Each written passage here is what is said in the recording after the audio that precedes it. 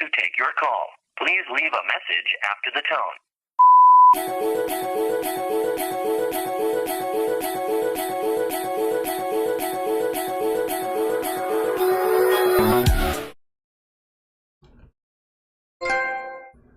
Yo, what is good, YouTube? What's up, PlayStation Nation?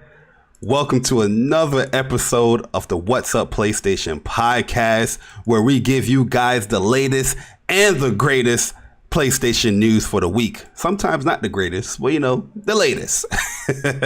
Welcome, guys. For those that are new to this podcast, we are a PlayStation-centric podcast. Like I said, where we talk about all things PlayStation, where we go through the games for the week, our spotlight games, and we go through the news, and then we hit up the topics, man. We got some juicy topics for you guys today, where I think you guys are going to enjoy the topics today, man. It could be a little controversy going on, but overall, I think you guys will like the conversation.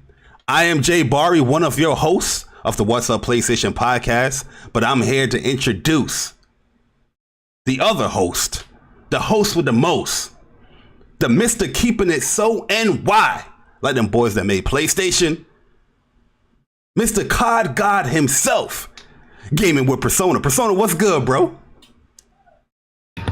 Yo, what is good, YouTube? What is good, PlayStation Nation? Yo, it feels good to be here with my boy, my bro Bari, man, the other half of What's Up PlayStation podcast. We are a unit, right? Let me make an announcement real quick. Bari, can I make an announcement real quick? Go ahead, man. Talk to the people. For everybody that is new here, or for anybody that don't know, me and Bari are both hosts. There's no co-host here. This is a joint effort, and this is a podcast that has been created by both of us, and we share everything equally. So we both are hosts. because two halves make a whole, and we make up What's Up PlayStation Podcast. But I am Persona, and big shout out to everybody here. I appreciate all of you here that are watching this live. For anybody that may watch this later, anybody that'll watch the upload, we appreciate you guys so much for coming through and listening to our podcast. Like Bari said, we have a lot of juicy topics today. And, prior to the podcast, me and Bari was talking TV and monitor talking. Listen, Bari a bad influence, guys. I'm letting you know, man. A little bit. I'm trying to, I said I was going to wait till the new year to get, certain technological things. But then Bari, he put me on game real quick, and I'm like, I'm going to have to do it. You feel me? So, shout out to my boy Bari. Like I said, I'm so happy to be here, man. And I can't wait to talk about the news with you and talk some gaming. Hey, yo, man, listen. That's what friends are for. You know what I mean? I always got to put on my mans, you know what I mean? Make sure he right and all that, Big man. facts. So, Bari might have me being on this, depending on what I'm looking at, I might be monitor and new. I think I'm going to do both. No bull. I think I'm going to do both. As you should be, man. But yo, what's up, guys, man? Welcome to the podcast. This is episode 10 of the What's Up PlayStation podcast. You guys see the title. We got some very, very interesting news to talk about here. And we just appreciate everybody coming through once again and supporting the podcast. Yo, we hit over 500 subscribers in the time that we started this podcast today. We definitely want to hit the goal of 1K. So if you guys don't mind, like the stream, share it out. Let people know on the Twitter versus, the YouTube versus, that What's Up PlayStation is here, and get them over here, man. So we can just grow this podcast and we just, make it much, much better for the PlayStation community, man. 'Cause that's our goal, is just to have a cool podcast where people can come through and listen to, two gamers talk it out. Also, don't forget that, we are going to be looking to get guests on here. So, look out for those DMs really, really soon. If you guys want to be a part of the podcast, also you can let us know, but just make sure your mic is on point. Make sure your mic is working. Not no cell phones, guys. Not no AirPods. You know what I mean? We want some good quality mics out there. And for those people that we have, thinking about with, being a guest, look out for your DMs. If you're not interested, it's cool to let us know that, nah, I'm good. I'd just rather listen. That's okay. It's okay to say no. Okay. We're not going to take no offense to it, but just be on the lookout for those DMs, man. But once again, what's up, man? Yo, Persona, it's a good Saturday today, man. It's a beautiful day. Yeah, it really is, man. I did my morning walk this morning. And went grocery shopping, did a couple early errands, and it was actually it's a nice cold day. It's not too hot, not too cold. It's cool enough where you can wear a light hoodie. Yeah. And in New York weather, you know how we are, man. So a nice little hoodie, nice little sweats, real quick, and yeah, man, it's a great day today, man. I love it. Plus, the games, man. Just the excitement. Because for every day that passes, we are that much closer to the PlayStation 5 launch, and I can't wait, Bari. I know you can't wait. We can't wait. Oh, you feel me? You already know, man. I can't wait, man. I'm gearing up. I'm looking at TVs. I'm looking at monitors. Yes. I'm constantly checking my emails, making sure I don't get no, oh, your PlayStation 5 is being delayed. You know what I mean? Bari, let me ask you a question. Do you, because I know I do too, I look at my pre-orders like maybe 4 times a week, right? Absolutely. Yo, listen, there's 2 things I'm looking at currently a lot. Well, one of them I always did. That's my bank account. I check all of my bank accounts like week, like 3 times, 4 times a week, right? But since I pre-ordered these PlayStation 5s, I've been checking that joint, like, refreshing, make sure everything is good. I'm seeing a whole bunch of people talking about they getting their PlayStations late. I'm making sure my GameStop order's correct. You know what I mean? I'm making sure the Target one might be delayed, because the Target, they gave me an estimated delivery date, and it wasn't the actual date. It was like the 19th. It was like the 13th to the 19th, what they said. So I'm not worried too much about that. You know what I mean? But it was I think for me personally, I always check my accounts, like my credit card accounts and my bank accounts regularly anyway, just because it's good to monitor your money and make sure your money is good. But outside of that, yeah, just I've been just making sure my money is in my accounts and everything is ready to go, and and I make sure that my pre-orders is good. Everything still says it's on time and it's order received. And I don't know. I don't know. I'm ready, bro. Yeah, like I'm ready, man. I'm not worried about the PlayStation, pre-order from the PlayStation, direct site that we got. I'm worried more about the GameStop, but I think we're good because we got like the bundle. So they're gonna prioritize, those people that you're spending more money here, so you're gonna get your console. But I'm still looking at that. You know what I mean?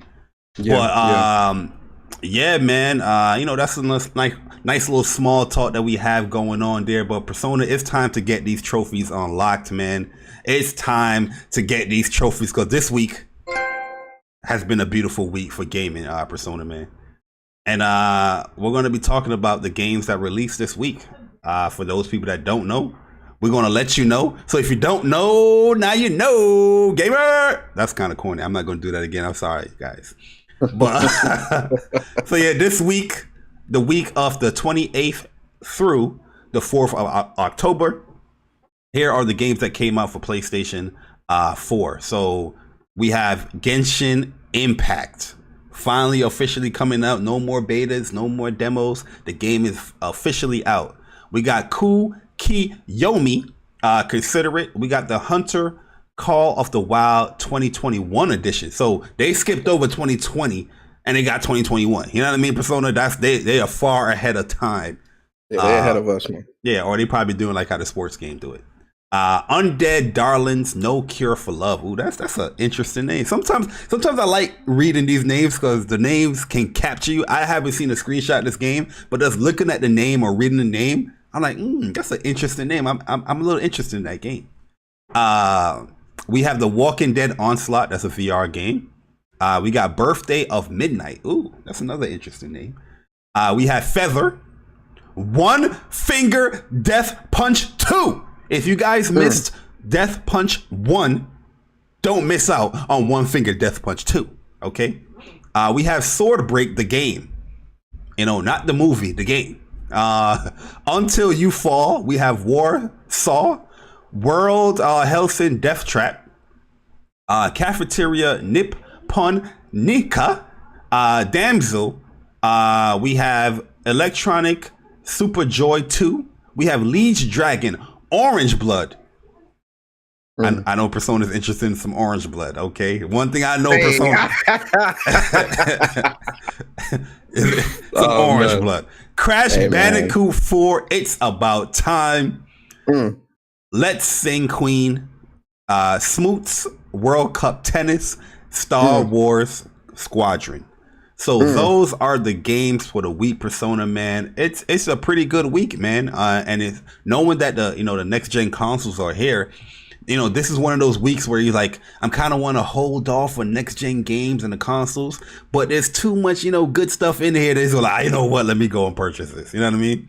So yeah, it's definitely a lot of great stuff. And it's funny too, because like when you really start paying attention to this stuff and really start seeing the games that are really coming out and pay attention like we do, you really see some like really dope games coming out, like smaller titles and things that people might overlook, especially if they're looking for a specific game in the store. They may overlook like this type of game or something like that.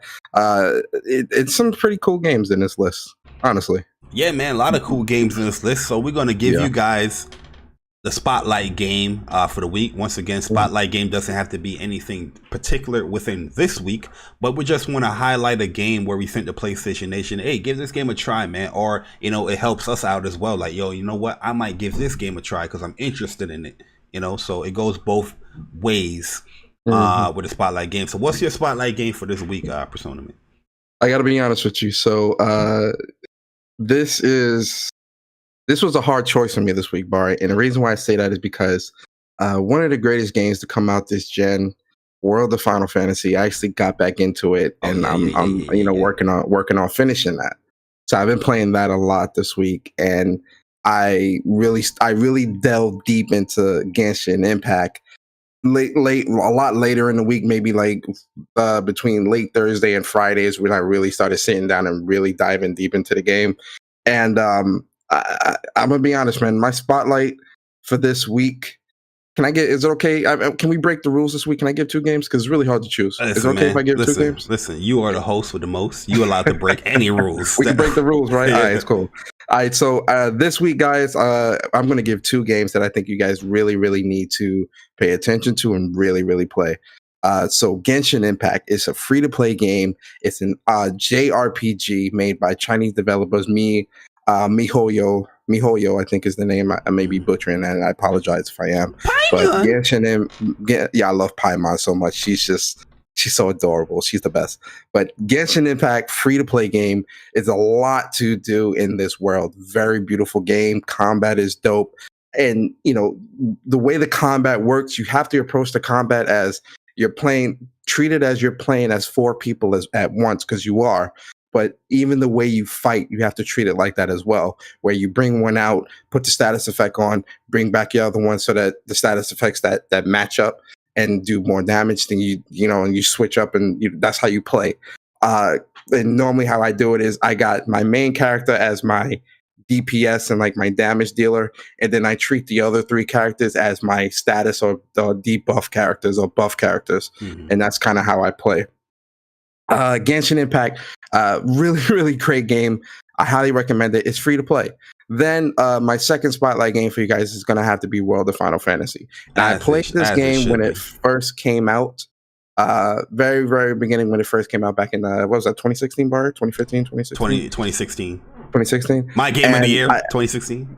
And I got halfway through.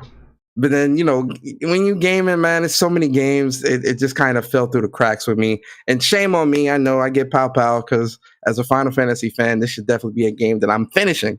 So, I'm back in it now. I've been playing it hardcore this week, and man, like it just reminded me why this game is so amazing. It really has a lot to offer, especially if you're a Final Fantasy fan. Like, this is fan service at its core. Like, it's so many references to so many different Final Fantasy games, areas, enemies, allies. Like, the Mirage system, it's like Pokemon and Final Fantasy mixed in one, which are 2 of my favorite battle system is amazing too. The topple effect and all that stuff. The topple effect, the giants and chibis, making sure your team is right, because some teams don't have a good stack, so your topple might be weak, so your defense, so you could get easily toppled and all that. And getting toppled ain't good. Yeah, because it puts you in a dazed effect. Yep. So the mirror jewels, the champions, the summons are so dope. Balthier is probably one of my favorite summons right now. Obviously, Sora and Sephiroth are definitely there, but I love Balthier because he's just like super cocky with it. Like, I got this, y'all go away. I got this. So, World of Final Fantasy, Genshin Impact are my spotlight games for the week. Definitely try these games out. Oh yeah, man! I love the fact that you continue and finishing that game. Yo, that was my game of the year, 2016. But I put that game above Uncharted. For that year. I love that game to death, man. Just hearing you talk about it makes me want to go back and play it again. You know what I mean? Go through another story of that, because like I'm close to platinum in it, but it's Mirage boards, man. It's a grind, man. It's a lot of Mirages, and you have to max them out, all of them. So it's a lot. Yeah. It's a lot that you have. It's a grind. We're talking like 300-400 hours of gameplay here, bro. It's crazy. I found a good spot though, because I've been farming in the Mako Reactor, Mako Reactor 0. That's where I farm, and I'm at like about 45 with my characters. To fully max out all your Mirages, you will have to complete the game, and then in there's a portion where you get like, it's a portion of the game that you already visited. You got to revisit again, and it's going to be like super, super difficult. And that's where you can farm to max out everybody. It's just I haven't done it yet. Yeah. You know what I mean? Because But even, it's funny. Even the villains in this game is really dope. Because when I got caught by, I forgot this dude's name when he had the castle when it came out. When I saw Lightning was like super dope. And I hate 13, man, but I love Lightning as a character. I'm telling you, man, Lightning is a really great. You know what though? Let me not say I hate 13 because I think when I was younger and I played it, 13-1, I got like halfway through the game and I was like, yo, man, I just can't do this. 13-2 with that time stuff with her sister, I just like I just couldn't. 13-3, I didn't even look that way. Yeah, Lightning Returns is bad. I didn't like that. If they put Final Fantasy 13 like on PlayStation 4 or PS4, PS5, whatever, I'll give it another chance. I will. Yeah, like what you call it? With World of Final Fantasy, it came out late in the year, and in 2017, once that year started, it was nonstop, gaming. So that's the only reason why I didn't really go back and fully max out all my mirages and all that stuff, because I got like a few trophies left to go do it. But just hearing the enthusiasm with you makes me want to do that. But we'll see. Yeah, I know. But Barry, what is your spotlight games, man? I'm pretty sure I took Genshin Impact from you, which I'm sorry. What's your spotlight game for the week? It's cool. Genshin Impact is definitely one of them. So since we're doing 2 this week, Genshin Impact is definitely one of them. Hey, we breaking the rules all over the place. Hey, let's go. All right, listen. I played a beta of this game, and even with the beta, I was like, wow, this is a great game, right? But now when I'm playing the game again, and I'm just looking at all the intricate details that's going on in this game. This game, it does so much that it's like, yo, why the fuck is this free to play? Like, you know what I mean? Yeah, that seems strange. It's so detailed as far as how the game mechanics work in this game. You know what I mean? I'm just like, damn. And then the party members, the switching with the combos is really dope, man.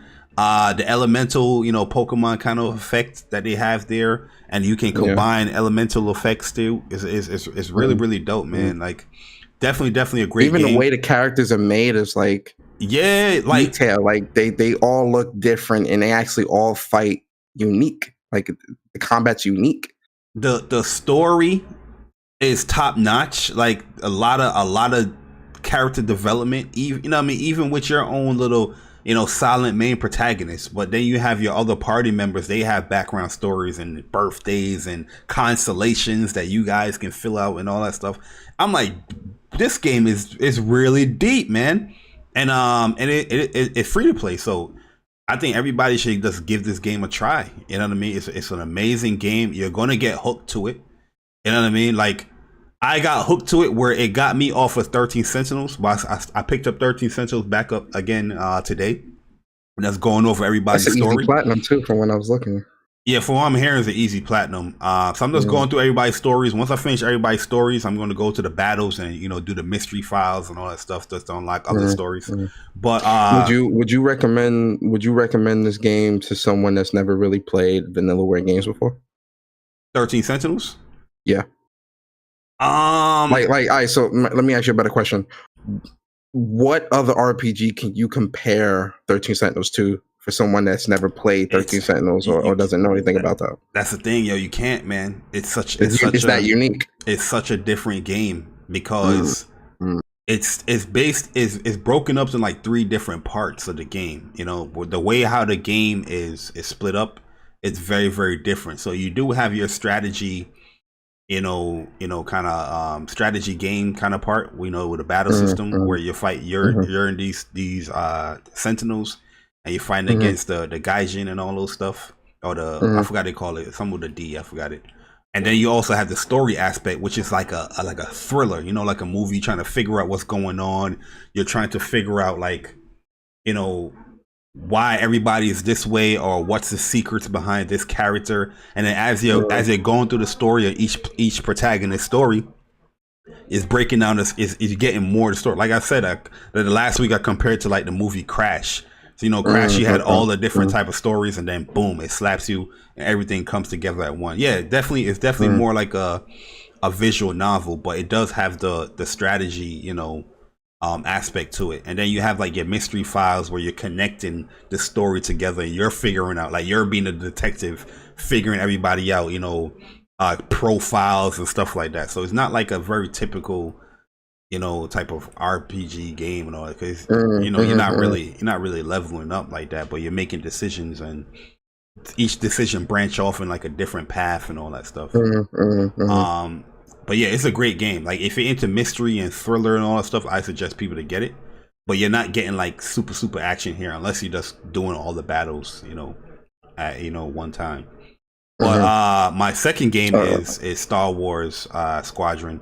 Okay. This is a game I'm hyped for. Definitely gonna be playing this in VR. I don't know if I'm going to stream it or I'm just going to upload gameplay yet. I'll think about that. Because PS5 is around the corner, and I don't know if I want to like really stream a game right now. I don't know, like because you got to set up the VR system. You know what I mean? But I'm super hyped for. I'm a Star Wars nut. If you guys are a Star Wars fan, this is going to be right down your alley. You're pretty much in these, in the starfighters, and you're going through these missions and all that stuff. So I'm super excited for that game, and it's doing pretty good. Also, you know what? Let's do a third one, yo. Oh, we breaking the rules today, guys. This is a special podcast. We breaking the rules, because it's very hard not to put the spotlight on Crash Bandicoot, bro. Crash Bandicoot 4. It's about time. Yo, actually, since we breaking rules, can I add a third one too? Go ahead, bro. Actually, can I add a third or the fourth one, Barry? Go ahead, bro. Today. Can I do that? Go ahead, bro. So two spotlight games, right? And these are games that I haven't played yet, but I think these games need to be on y'all radar. Spider-Man Remastered. Oh, snap. / Miles Morales. And Godfall. Oh, absolutely. Those two games, guys, I really think you guys need to put that on your radar, especially after seeing that cinematic trailer this week. Oh my God, man! I cannot wait for Godfall. I cannot wait. I'm ready. We breaking rules, Barry. We breaking rules today, man. We breaking rules, man. That's how we do it out here. You know what I mean? But speaking of like games like Godfall and Miles Morales, let's get into the news. You know what I mean? Let's get into the news, Persona, man, because a lot of PlayStation 5 games has been announced and show a little bit more detail as far as what you're going to be getting within these games. So one of the biggest ones that we have here is Sackboy Big Adventure. PlayStation, they updated a lot of their PS5, store stuff. But, Sackboy Big Adventure embark on a 3D platform journey in Sackboy Big Adventure coming to PS5, where they detail some of the stuff you're going to be getting in this game, man, as far as digital wise and physical. So if you get the digital deluxe, you're getting some nice little unique costumes that you typically would get in like a Little Big Planet game, but you're getting some PlayStation characters, man, which is cool. So you're getting Connor here, you got Deacon St. John here, you got Sam Porter, and you got Lord Sakai. You know what I mean? Lord Sakai, that's what I mean. That's the outfit I'm using for sure. Yo, this is fire right here, bro. This is so cool, man. Just to see that. I remember when I pulled up this article and I was scrolling down and I was reading it. I was like, yo, this is so charming right here, man. Putting some PlayStation characters in there. Hopefully they add some more. You know what I mean? Which would be dope. But yo, what's your thoughts on this digital deluxe edition, man? I got Bar, what's funny? Remember I hit you up earlier this week talking to you about this. Look, this Sackboy Big Adventure, I really think this is going to be a game. Plus, the fact that it's like got the co-op and you can play with your friends and whatnot. This is definitely going to be that game that I'm excited for, man. I'm excited for this, man. I really can't wait for this game and this digital deluxe edition with Lord Sakai, Deacon, Connor, and Sam, right? Sam Porter. Yeah. I can't wait. Like I already got this pre-ordered. Like I'm ready to go. This is a really dope digital deluxe. Yeah, so in the digital deluxe edition, you get the digital art book, showcasing the beautiful and the crafted worlds of Sackboy. You get a digital soundtrack. You get 4 Sackboy costumes, like Persona 9 said: Jin from Ghost of Tsushima, Sam Porter from Death Stranding, Connor from Detroit Become Human, and Deacon St. John from Days Gone. You're also going to get 4 Sackboy emotes based on each PlayStation icon mentioned above to show off to your friends. So you're gonna get some nice little emotes to display that. 20 Sackboy avatars wearing different costumes for the game. So you got to have your avatars there. Also, they have the special edition. So this is currently only locked into a physical PS4 edition. They don't have a special edition for like the PS5 yet. But you get a nice little Sackboy costume, plushie here, in a tiger costume that he was in the first trailer, and you get all the digital deluxe edition stuff here. So this is on sale on Amazon right now. You can get it. Here's the Sackboy you can get here. I confession time, Bari. I double dipped on this. I got the special edition Sackboy collector's edition because I had to. I seen that Sackboy and I was like, I have to. I just have to. That's the thing. I wanted to get it, but there was no PS5 edition. I don't want to get like a PS4 edition to have an extra CD I'm not going to use. Even though I could probably give that away and it's PS5 upgrade available, which you notice that a lot of PlayStation centric games, they put in this PS5 upgrade available thing here. If you look in the store, you're going to see that as well in the PSN store. You see like a blue banner at the top of the game. Yeah. Yep. But the special edition looks great though. Like it's very, very nice little plushie. I couldn't resist. I snatched it up. This game, I'm actually really excited to play it. This is number 3 on my list. So my list is Spider-Man, Godfall, Sackboy. Those are the first 3 games that I'm playing on the PS5. Oh yeah, man. Yeah. Definitely gonna be Godfall in there and Spider-Man, Sackboy, Godfall too. Yeah, there's so much damn games, bro. Bro, you know how many games I got pre-ordered right now, bro? I got like almost 10 games pre-ordered, and they're all releasing on that week of that PlayStation 5. Yep. That day, really. Yeah. It's. And then I'm not getting no sleep. I gotta get the pot of coffee ready because there's no sleep, man. That's why we off for the week. You already know, bro. You know the vibes, man. So Destruction All Stars also got a nice little page here. Also, if you guys want to look at anything here, the PlayStation .com, they updated all their PlayStation 5 games where you can see like the cool little stuff here for their game. So if you click on find out more info for Destruction All Stars, you can pre-order it from the store digitally and all that stuff here. And then look at this, man. This is just so cool how they display all of their stuff here in the store. Become an all-star, drive destruction, cool little stuff. Also, you're gonna let the PS5 features. A lot of things that we're seeing here as well, Persona, is that a lot of these games is dynamic 4K. Is that a deal breaker for you? No, not at all. I mean, and the reason why I say that is because looking at a lot of the games that we've seen, look how beautiful they look. Yeah. Like they look beautiful. Like people are salivating for these games. Like, go watch these 4K trailers on YouTube. These games look beautiful. So I'm good. I'm satisfied. Yeah, like this game is pretty detailed as well, man. You're going to have 16 all-stars to choose from. Everybody's going to have different unique abilities, and their car is going to have a whole bunch of different unique abilities and all that stuff.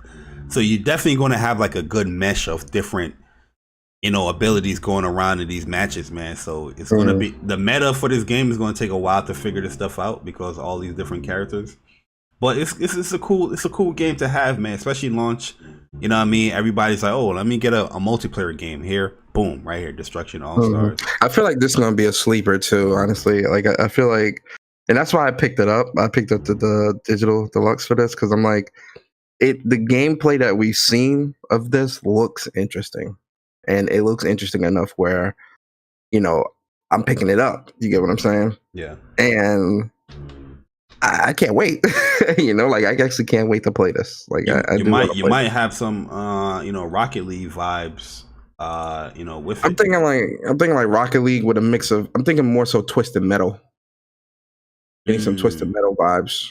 yeah. Because it's like the demolition derby type things where you're using your car to mess people up and mess cars up and all this. I'm interested. I'm actually real interested to see how the gameplay is outside the car, because when your car gets destroyed, you don't die. You just don't have a You can car run and you can run around. around in the arena and do stuff. Because if I'm on top of somebody's car, banging their roof and putting explosives, like that's fun to me, man. Like like it seems like it's gonna be mindless fun, mindless multiplayer fun. You get what I'm saying? Yeah. So, yeah, I'm definitely with you, man. We're gonna be on it and me Big showing facts, it of off. course. But the Of last course. game I want to just highlight here with this whole Plea 5 update is Demon Souls. So they got a digital deluxe edition also got announced, and here's what it entails for $89.99. So it's gonna be $90 for this digital deluxe edition. So you get the original soundtrack, Legendary Hero Soul, re-owned Warrior Soul. Sorry, there's construction going on upstairs, guys. You also got Storied Warrior Soul, Red Eye Knight Armor. You get the Bolterian royalty armor. You get a Ritual Blade. You got a Hope Light Shield, Ring of Longevity, Preservation, Pervasion. Slow it down, Bobby.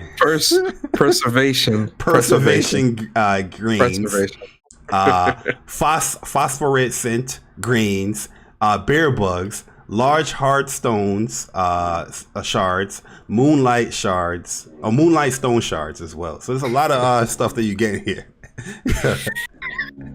Yeah. He said, yo, that word was definitely whooping my ass for a second, bro. You remind me of? Remind me of the boxer from Harlem where he was trying to talk and then he took that deep breath and was like Hey, I got a flashback right there. Like back in school, I was like, yo, hold up. Hey, man. Shout out to Bari, bro. Hey, yo, it ain't easy streaming, bro. It ain't easy streaming. Facts, big facts, but yo, you get a lot of stuff here in this digital deluxe. Do you think this is too much money?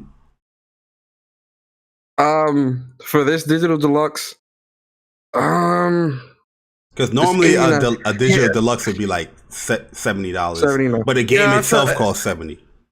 Well, and that's what I'm saying. I think the fact that next gen games are the base price for games are $70, so the digital deluxe price obviously is going to go up as well. So $89.99. So, I buy digital deluxe for games anyway now, which are like $80, not $70. So I personally don't see an issue. For me, I wouldn't be as mad at this because I already buy collector's editions and digital deluxe stuff anyway. So yeah. I'm not really, but someone's gonna listen and be like, "Oh, but someone you capping?" I'm not capping. I'm just I'm good. I'm good with the price too because this is a lot of stuff, man. This is making it seem like the game gonna be a lot easier with all the shit that you're gonna get. Yeah. That's what I'm saying. It seems like I feel like they're giving you too much. Where's the preservation greens? There we go. Here's the preservation greens right here, guys. Preservation. The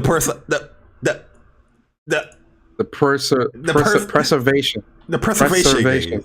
No, it's not per. It's prep. PRE. Preservation. Oh yeah, preservation greens. My bad. Preservation. That's why we have Persona. There you go, man. Why you ain't correct me early enough, man? You just let me rock. You know what I mean? Nah, you my boy. I wanted you to try it first before man. You got the people in the podcast laughing at me, man. Oh man, it's all love, man. It's all love. Good, man. I don't really care.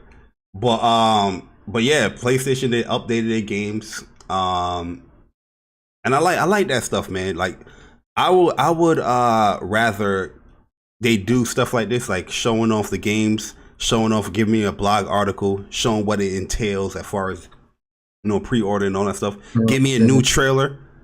Do more of that with your other games as well, man. I like how they're I like how they definitely are. They definitely were giving out a lot of news this week, which I was really really happy about because you know PlayStation tends to drop a bombshell and then go quiet. But I think because we're getting so close to the launch of these consoles, you really do have to get more aggressive and Yeah. start really advertising and showing off what you have. So getting these blog articles, I love these blog articles. Two, keep doing this, and three, I love that they spotlighted each game instead of just throwing it all into one big blog article. I do like that they spotlight each game and really, it's substantial information in these blog articles. Like, definitely read the blog articles because it's a lot. You give it a a lot of people they're gonna come back and say, "Oh, I didn't know they were doing this." There's gonna be some type of fake outrage towards, but they weren't reading any of the blog articles to know what these games entail and all that stuff. So ignorance is bliss. Yeah, you know how it is in the gaming community, man. But one thing I know a lot of people do know, Persona, is the PlayStation Plus games for October. And I think you're gonna like these games, man, because I know you're a fan of one of them. Yes, big fan. The games for October, the monthly games for PlayStation Plus, will include Need for Speed Payback and Vampire. Or Vampire. What's it called? Vampire or Vampire? Vampire. I know you played this game right here, Vampire, right? Yes. Need for Speed, I skipped on that. I skipped on Need for Speed. Yeah, I skipped this. Yeah, I skipped that. But Vampire, guys, I'm telling you, and that I should have added this in the Spotlight game too. I forgot. Vampire, I'm telling you guys and girls, if you have not played Vampire, this is a very, very good game. The story is great. The combat is it's Souls-ish, the combat, because it's it can be very unforgiving if you're just like, trying to just mash, because you do have stamina and things like that. And he's got vampire powers, so the way it works is, you can suck people's blood, pause, and devour people, pause. And he's got like these phase, his dodge is like a phase. So he could phase through enemies to get behind them and do stuff. But the enemies also got like some crazy moves, and they can be very unforgiving as well. So it's semi-linear like a Souls games as well, in terms of how the map is laid out, because there's different regions and there's like secret areas that you can get into, but you have to go through the long way first, and then all these different stuff. It's a great game, and I like the story. The story for it is great as well. The length of the story is probably about 15 hours, maybe between 12 and 15 hours. If you play through the story, there's a lot of side missions as well that matter. And the way it works is there's a karma based system as well. So think of Infamous when you think of karma. If you don't attack civilians and like suck their blood, pause, and do all that stuff, you become a good vampire. You're more of a good vampire, and more citizens will help you, and it'll keep the city will stay more lively, because this game is going through I think it's the bubonic plague. There's a plague that's taken over the entire city. So you as a vampire, you used to be a doctor, you can also help these citizens, or you can so you can be a good vampire or a bad vampire. You can be a good vampire or a bad vampire. Being a bad vampire, obviously you're killing civilians and all this stuff, which turns your karma negative, and it gives you more better powers and stuff like that, and it powers you up a lot quicker.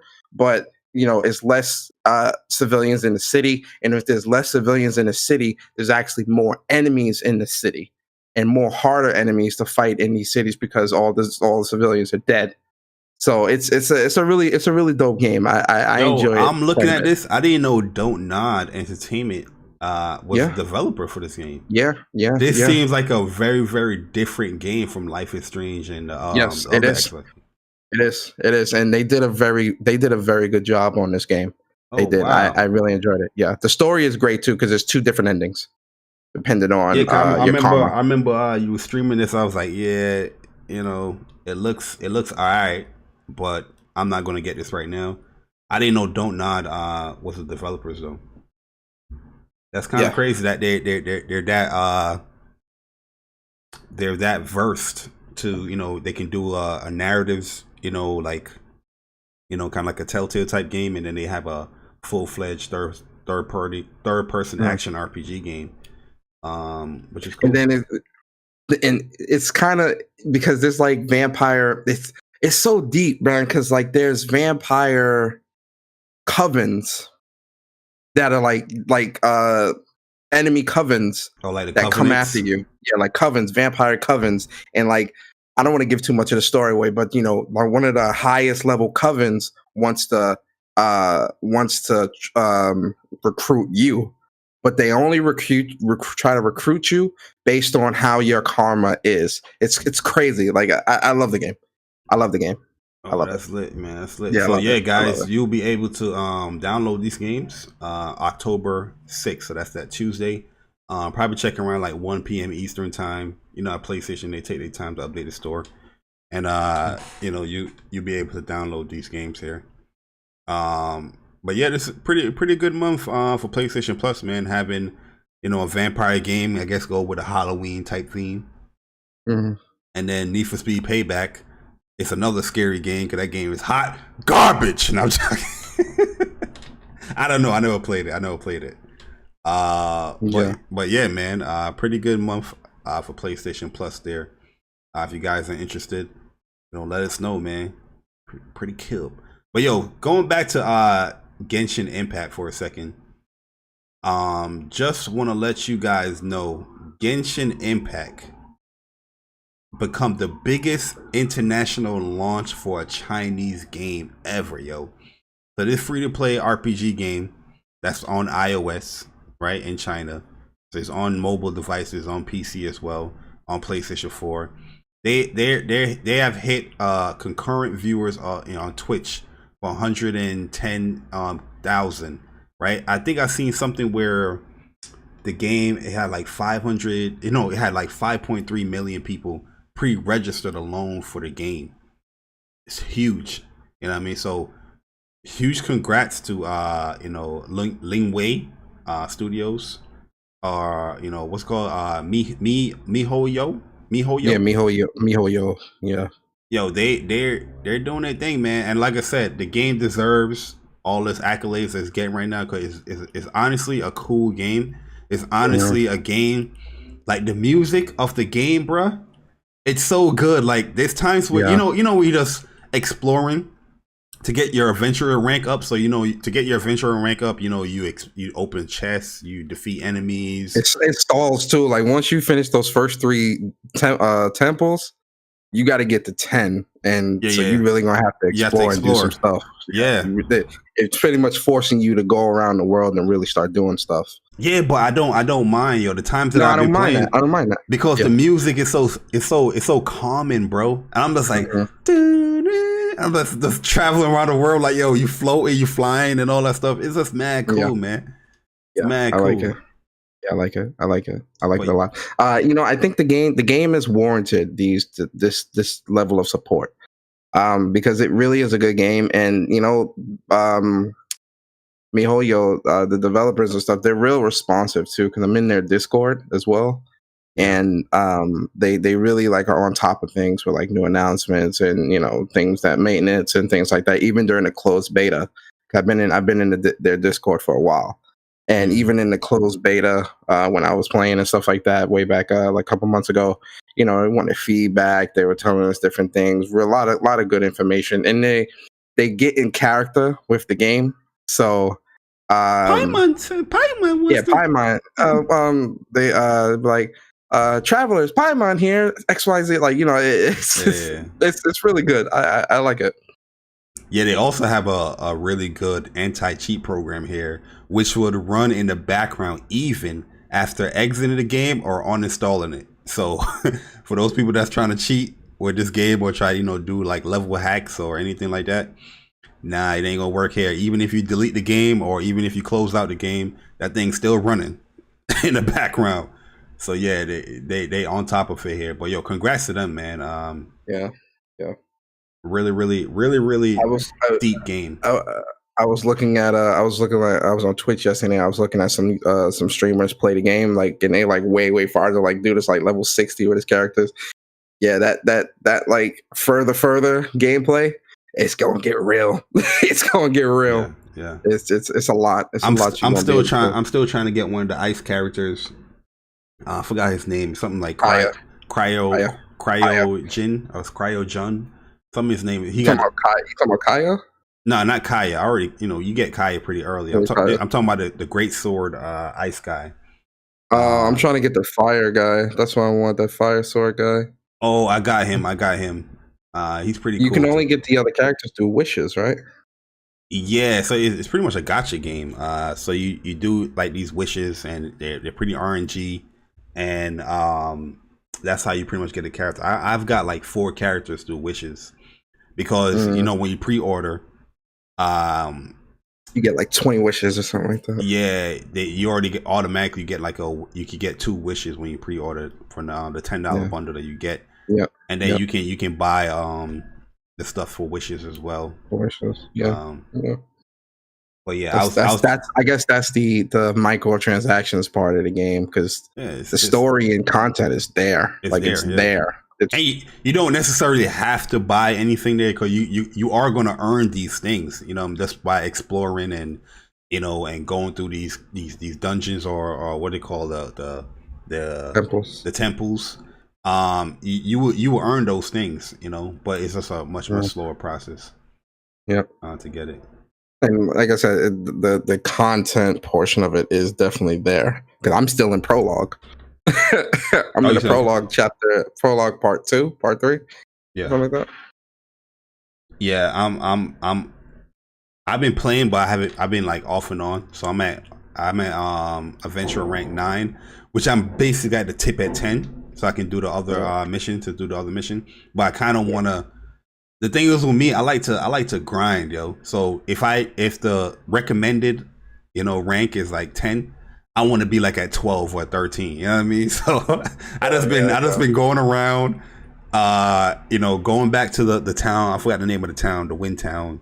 Mondstadt. Oh yeah, Mondstadt. Yeah, I've been going back there, then going back out into the world, and then fighting people just to get this rank. Cause I'm at level like 21, bro. Like my character levels is like at 21. My adventure level. Yeah, I haven't been leveling my characters. That's actually what I'm going to do this afternoon, because my character is only level 11. But now I'm starting to fight, like, come across enemies that are like 20, 25. I'm like, it's time to get this level up. You'll come across that surprise enemy. That's pretty tough. Yeah. I was doing one of the blossom flower fights, and bunch of Helicurs came out, and then the big Helicur came out. I was like, oh wait, hold up.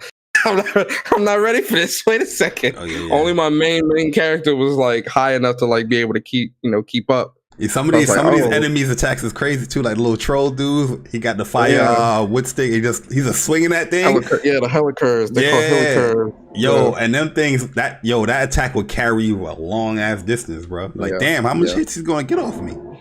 Yeah. It's a lot. It's a lot. I love it though. I love it. But Persona, man, let's go over these PlayStation 5 launch games once again for the PlayStation Nation, just to let you guys know real quick what is actually coming out for the PlayStation 5 when you purchase one on launch, right? So these are the confirmed launch games here for PS5. So all PS5 launch games, we got Assassin's Creed Valhalla, Can I Get a Dollar? Astro's Playroom, which is going to be pre-installed with every PlayStation 5, so you're automatically going to get that. Call of Duty Black Ops Cold War, Demon Souls, Destruction All-Stars, Devil May Cry 5 Special Edition, Fortnite, Godfall, Just Dance 2021. You can't have a console launching and not have Just Dance. You know what I mean? Man Eater, I didn't know this. Man Eater is actually launching PS5? Yeah. So that update, that 4K 60 as well. Wow, I didn't know that. I thought that was coming later on. Wow. Okay. All right. Marvel Spider-Man Miles Morales, Marvel Spider-Man Remastered. So we're gonna go over that. NBA 2K21, Observer System Redux, Sackboy: A Big Adventure, The Pathless, Watch Dogs Legion.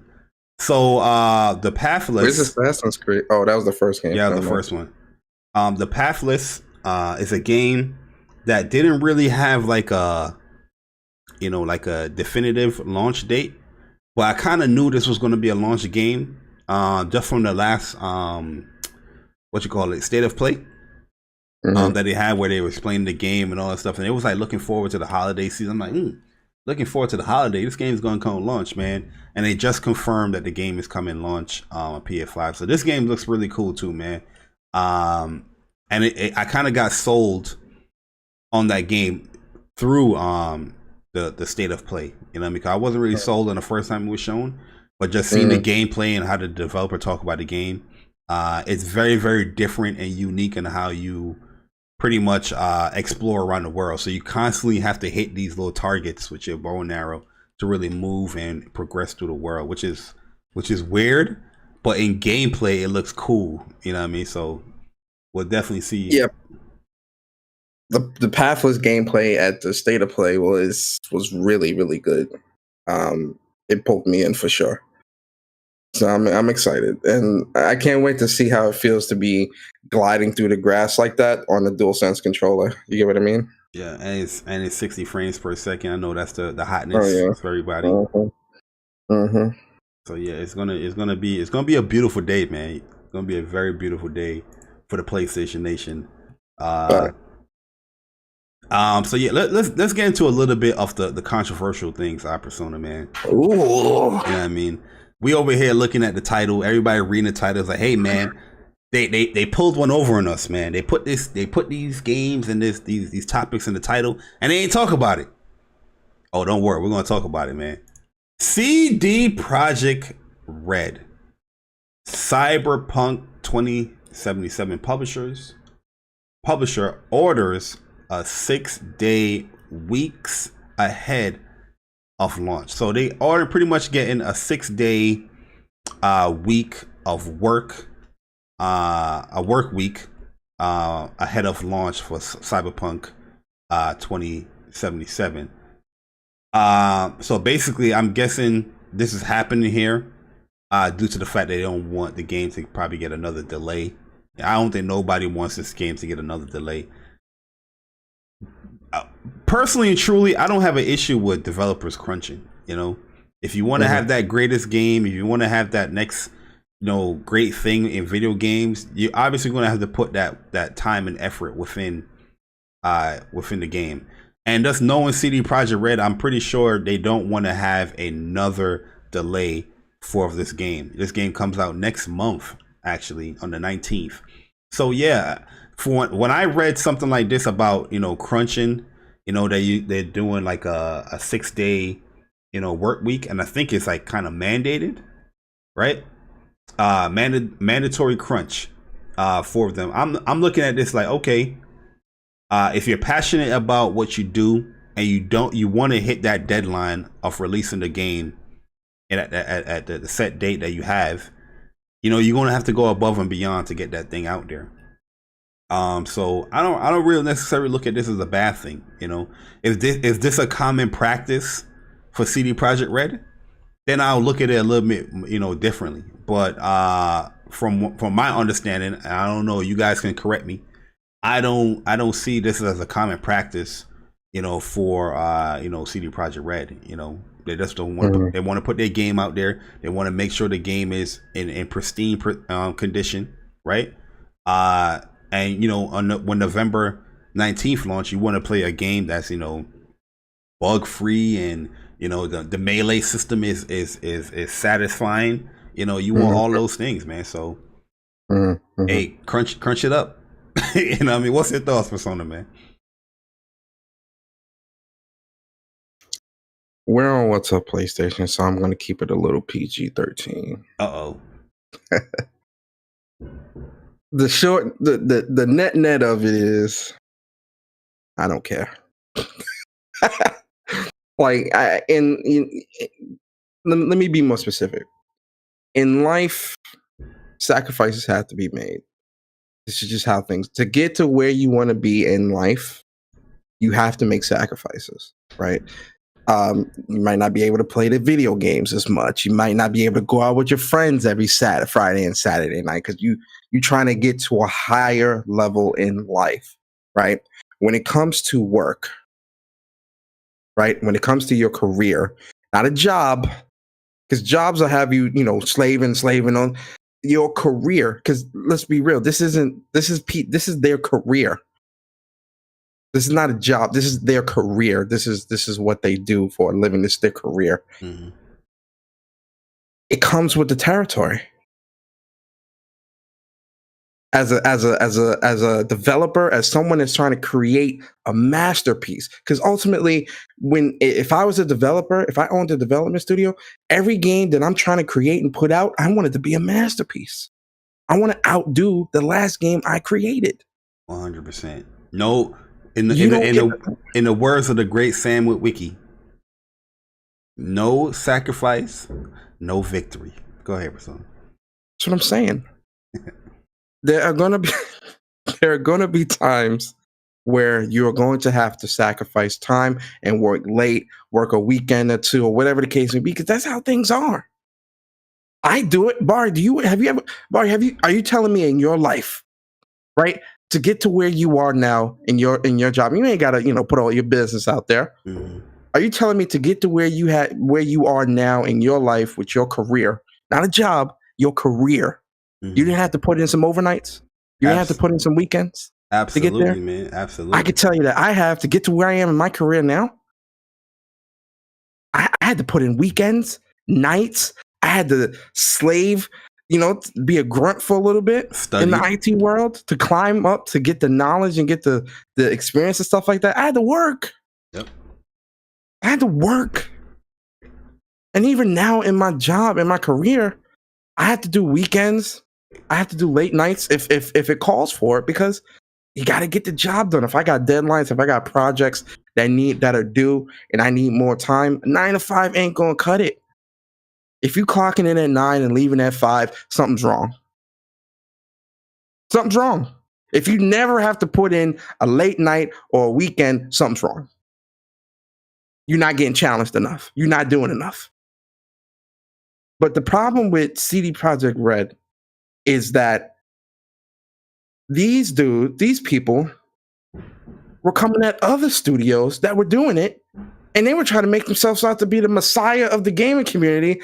We don't need to do that. We don't do this. We all about the gamer. We respect your money. We respect our people. We wouldn't have them do extra. Listen.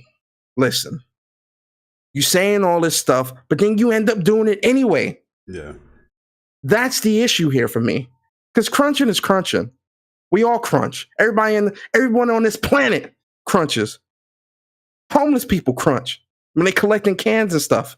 That's them crunching, man. Yo. If they trying to get that extra money so they could get a hotel to sleep for the night, they gonna be out there from like 5 a.m. till 10 at night getting them cans or whatever they got to do. Everybody crunching.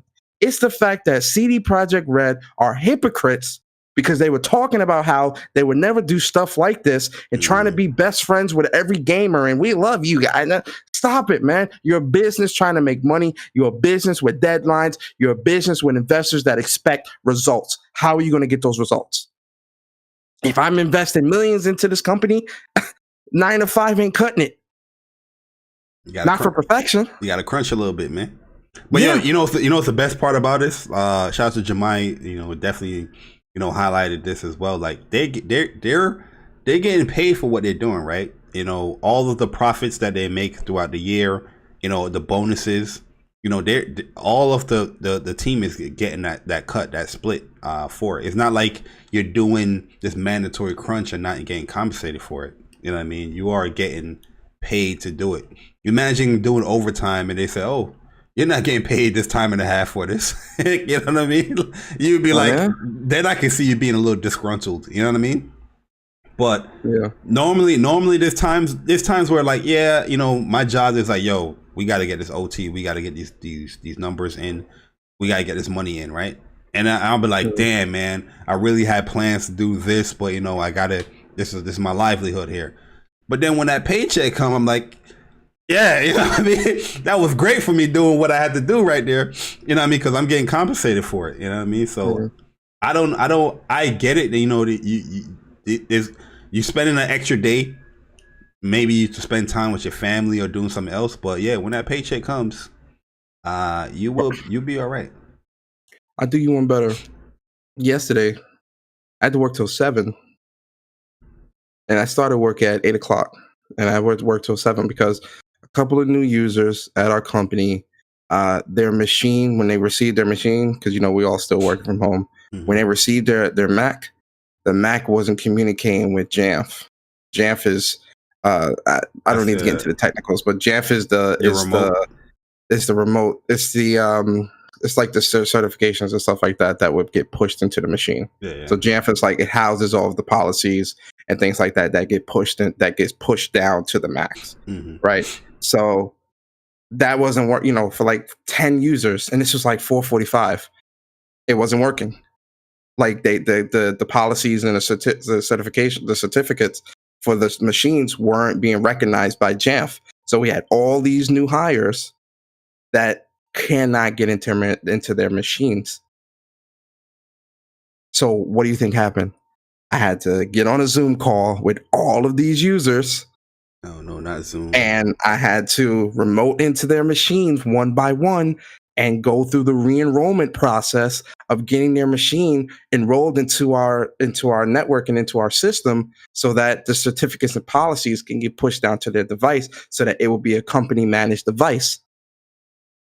I was working till like 7:30. It's Friday, Bari. I want to play video games. Hey, you gotta do what you gotta do, man. I can't do it. It's no different than being a student in school. Exactly. Right? Like if you want to get a C average, you just do what's required. You want to get a B, you're gonna have to do a little bit more, right? You're gonna have to study. You want to get that A, while everybody is in the student lounge and everybody's out partying, you out here, studying and doing your papers and making sure everything is correct. You're gonna have to go above and beyond to excel in life. And with development, CD Projekt Red, a lot of people look at Witcher 3 as like a masterpiece type of game. A lot of anticipation for Cyberpunk 2077. So I'm pretty sure that burden upon them is weighing down on them, as far as like, we have to deliver a smash hit here. We have to deliver a game that is comparable to The Witcher 3. You know what I mean? And obviously they want to hit that mark. They're going to have to put out, and you're going to go above and beyond with that. The issue is that, you're going to have people that's working underneath you that's not trying to have the same vision as you, Yeah. So it's obviously, Jason Stride, he got the email from people that's complaining about this, that they have mandatory crunch in CD Projekt Red. And those are the people that's always gonna hinder you down a little bit, because they don't have the same vision. They just want to do. Those are the C D average, students.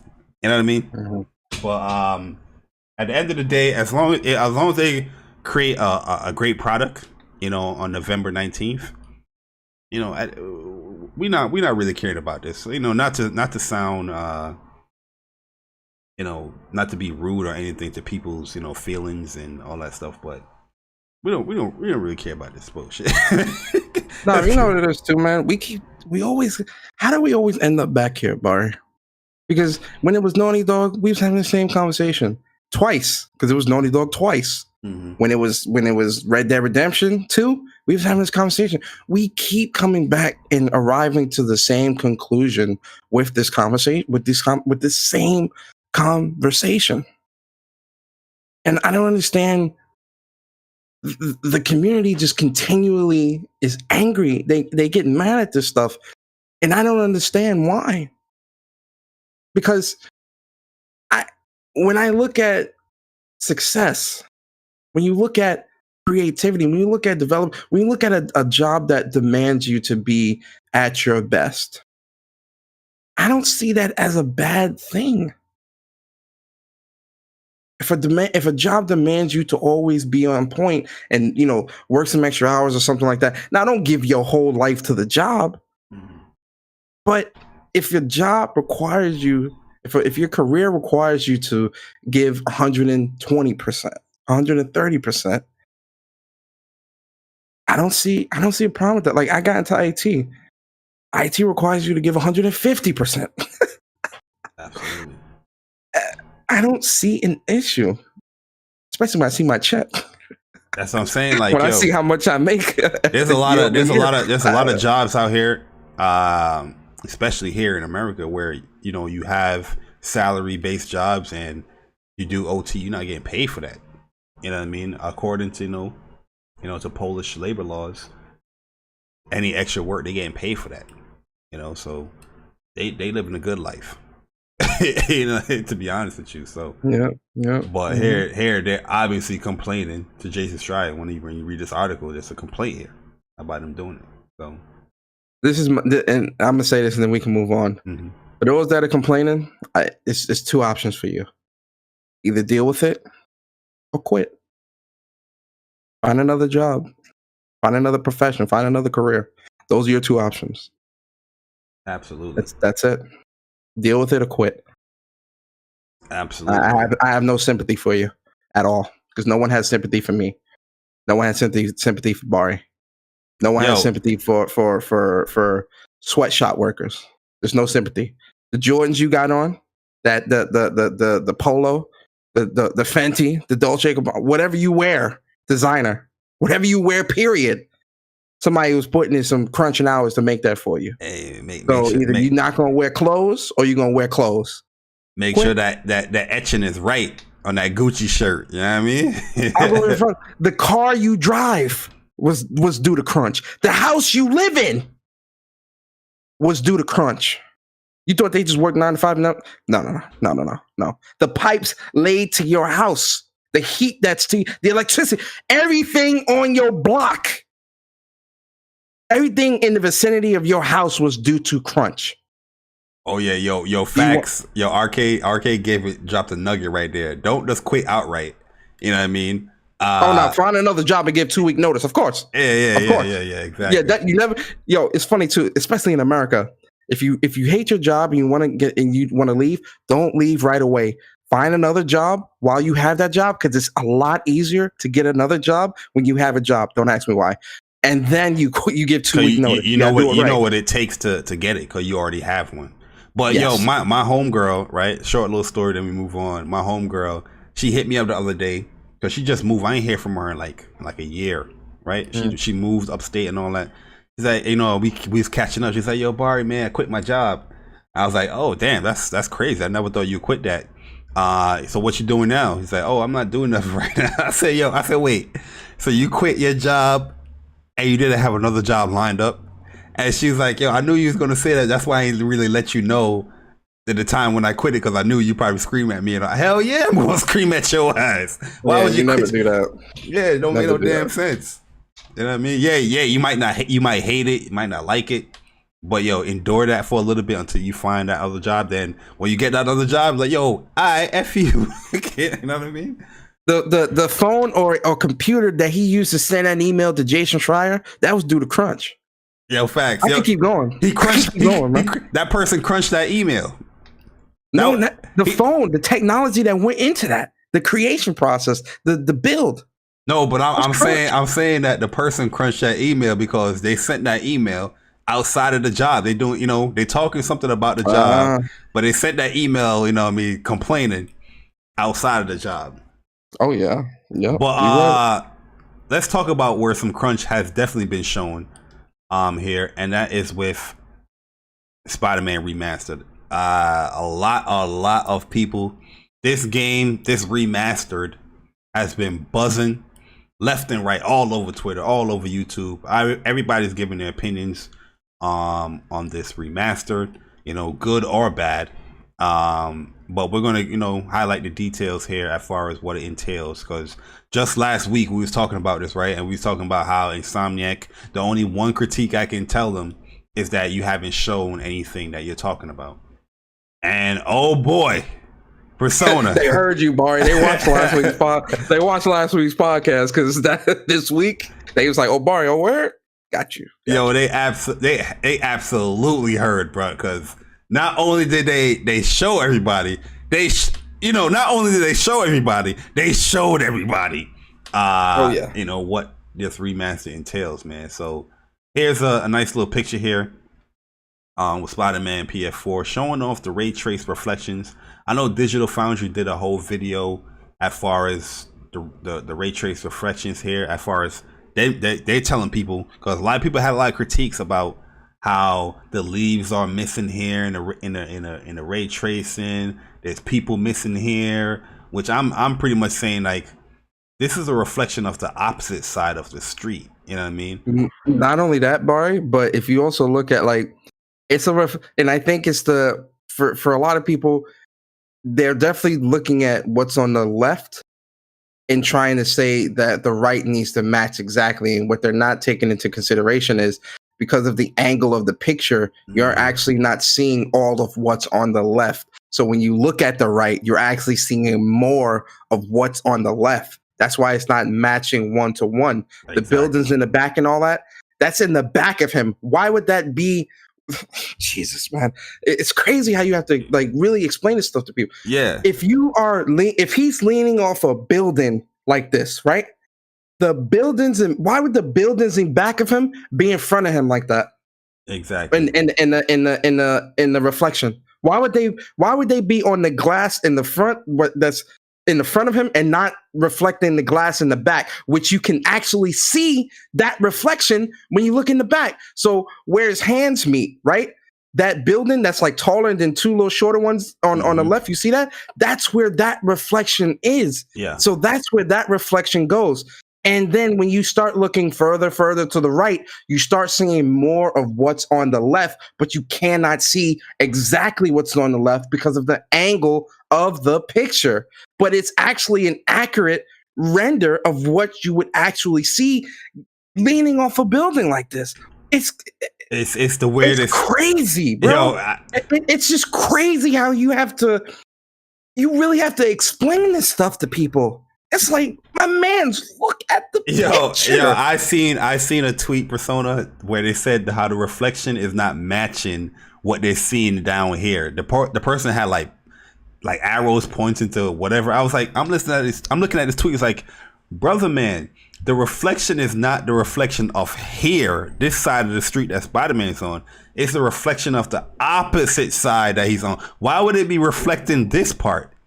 That would be inaccurate. You know what I mean? I'm like, it don't make no sense. Like, but and people I'm seeing like some people saying the buildings and the reflection don't match what's there, and I'm like, where are you looking? Yeah, where are you looking? Yeah, you're not obviously in the buildings like Persona's saying here. It's reflecting more than just this. It's reflecting outside of this picture here. It doesn't. You guys don't make no sense, man. And a lot of people's complaining about how low res the reflection look here. You know what I mean? According to Insomniac, they said that this is like an older build of a picture. They say it has upgraded, since. Whether we believe that or not, that's we'll see that when the game comes out. But they're saying that this is from an older build here. But to me, this picture looks amazing. To me, you know what I mean? Just seeing this whole aspect of reflections here that we never seen in the original game is a huge upgrade. Even seeing like the detail of the reflection itself. Yeah, that's what I'm saying. It looks real. Like it just. I'm talking like the foreground, so like in the back back of him, like just seeing everything. It just looks so clear. Like it looks great. I think, and they're saying this is an old build. I'm scared to see what the final product gonna look, because again, this goes back to the original Spider-Man. They didn't believe that we had Puddlegate. They didn't believe the game was going to really look this good. And then it comes out that it actually looks better than what even analysts and professionals thought it would look. So it's like, you guys are really... And it's crazy that Insomniac... It's weird that Insomniac keeps getting this much hate ever since they joined PlayStation. Just so much like before that, bro. Before with Spider-Man, the original game, it was a whole bunch of questions and is this exclusive and the puzzles. Yeah. But it's weird. Like, how do you people keep doubting I don't understand how you people keep doubting them. Like, they've continually proven that they know how to make games. They know how to make good games at that. And they really know how to push the boundaries of not just the PS4, but the PS4 Pro and what it's looking like with not just Spider-Man Remastered, but with Ratchet and Clank and Miles Morales. They know that I wouldn't say they're pushing the boundaries of PlayStation 5, but they're definitely utilizing that tech. And it's very, very prevalent in Persona, all 3 games. Ray tracing is not a cheap technique to do in video games.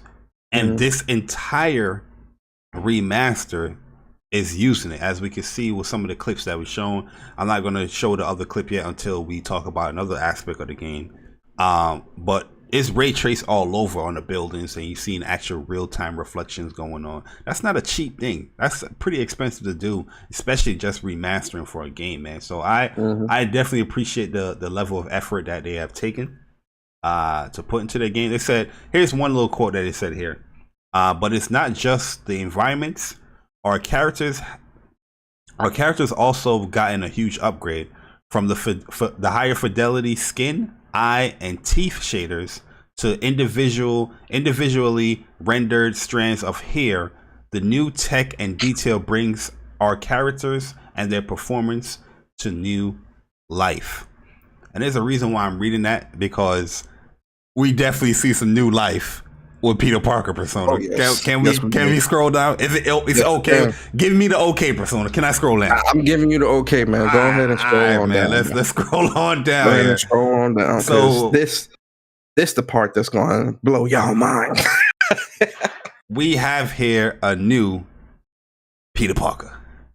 Hey, a new, younger looking Peter Parker. He's still 23 in the world of Marvel Spider-Man, but we have a new actor here. According to Insomniac here, he said this does bring us to one of our biggest changes in order to bring the best performance to players with our next gen Marvel Spider-Man games. Did they confirm multiple Marvel Spider-Man games for next gen Persona? I believe so. I wouldn't be surprised if they're also working on like a different Marvel character game, because Insomniac has proven that they really don't miss, man. Like they've done such a good job with Spider-Man. Mm-hmm. I can see Marvel being impressed. Like, yo, y'all what else y'all want to do? Like, like if y'all doing this with this, let's see what you can do with something else. Like, I wouldn't mind seeing like, a Wolverine game or an X-Men game or, something along those lines, a Deadpool game. Give me a Daredevil game. A Daredevil game would be dope. Oh, man. Or a Punisher game or something like that. Like, or a Defenders game with Luke Cage. And like, the possibilities are endless. And I think Insomniac would be the best studio to do it, because they've proven themselves. Absolutely, man. So they saying here that we have recast the face of Peter Parker. We love working with John Bubniak on the original game. However, to get a better match for Peter Parker / Spider-Man, actor Yuri Lowenthal, facial capture, we've cast Ben Jordan to be the face model of Peter Parker on PS5 console. He looks incredible in game, and Yuri's performance taken to a new light. So, how do you guys feel, or how do you feel about his performance here in the new game? I'm not going to play it because I don't want to get no copyright strikes here, but here's some capture of Ben Jordan playing as Peter Parker here. In Spider-Man Remaster. Yeah, this was really good to see. Like I liked it. Yo, one. I don't want to do a breakdown here, but yeah, one thing I had to point out real quick, Persona, because a lot of people was claiming how the other actor, Bob, what's his name, Bubniak. They were saying that how his performance, he had like, wrinkles in his face and all that stuff. But I was like, are we watching the same thing here, people? Are we watching the same thing here, people? Like, you definitely see that stuff here with my man here. Look, yo, you can see the pores in this man's skin, bro. Yeah, it's clear. It's clear. The lighting, you can definitely see the improvement in the lighting because they improved the lighting a lot more. It makes better. The materials of his outfit much more defined. But go ahead, my bad. And like the way the light bounces off his jacket, it's very accurate because when he turns and whatnot, like you see the light shift like really fast, which is pretty impressive. It looks great to me. Like it looks, you can see the upgrade. Yeah. Like especially with the cup and all that stuff, and like the way how bright everything is, and it looks great. And then like again, the light positioning off the characters' faces as they're moving around. You know, look at the light on top of Otto's head. You know, it looks great.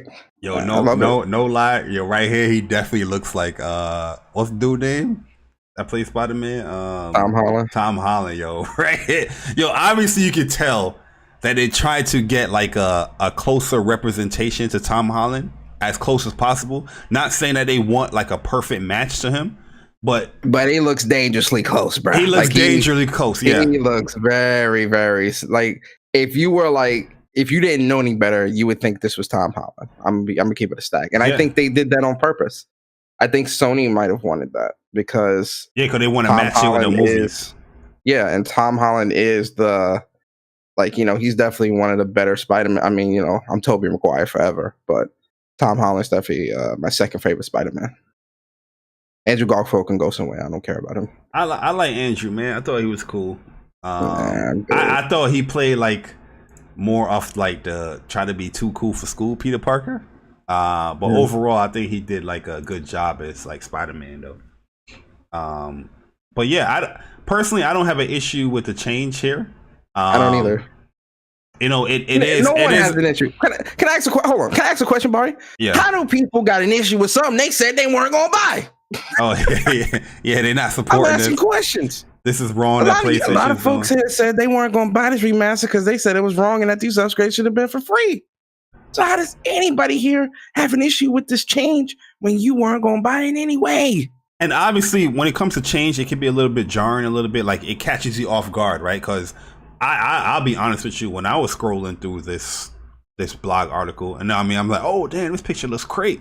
Then I'm scrolling down here, I'm like, wait, who's? You know what I mean? I scrolled, I was like, wait, who's that? It's like, wait, that's the next Gen Peter Parker. Like it caught you, it catches you off guard a little bit, Persona man. But I don't really have an issue with it, man. I don't really have an issue. Yeah, I don't either. It looks fine to me. I'm gonna play the game. There's gonna be a high frame rate mode here and performance mode, which targets 60 frames per second. They showing I'm excited that to swing at 60 frames to see how it feels. You know, I'm actually excited to be able to do that. So they showing off the 60 frames per second, mode here, in the game. So obviously with 60 frames, you're not going to have every single detail. You know, the ray tracer is not going to be as inclined and all that stuff. But it still looks amazing to me. Hold on, let me up it again. I play at 4. They go to the part where they said the shadows were popping. The reflection was popping in. Yeah. We there's a lot of people going around saying that there's no real those pop-ins here. But I'm gonna do the same thing like I did on my personal channel and show you guys that Jesus. I don't know what some of these guys are thinking or saying, but there's virtually no pop-in here.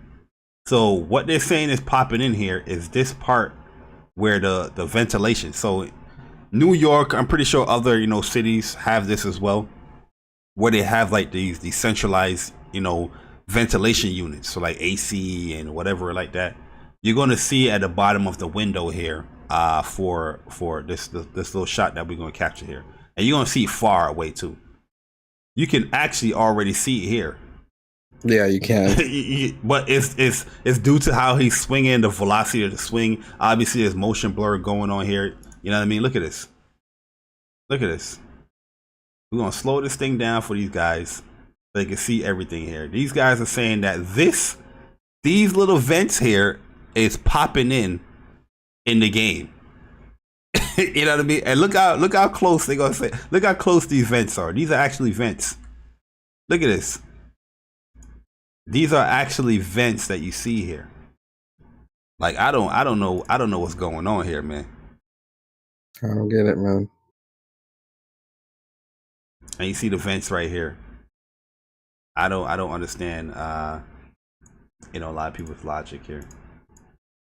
You know. Yo, we also gotta stop using, yo, if you guys have a different opinion as far as how Peter Parker look or whatnot, like say you don't like the look and somebody else likes the look or don't mind the look, that's not capping, guys. That's just somebody having a difference of an opinion.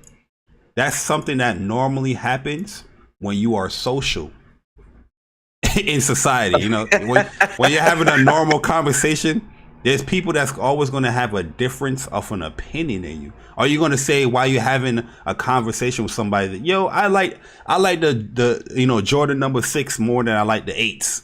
Oh, you capping if you say that you like Jordan number 6 more than the 8s. You going to say that in a normal conversation, guys? You man, these people on their job and they have a disagreement in a meeting. You capping? You don't really mean it. You like, capping. Come on, man, stop it, man. We gotta stop that. We gotta stop that, man.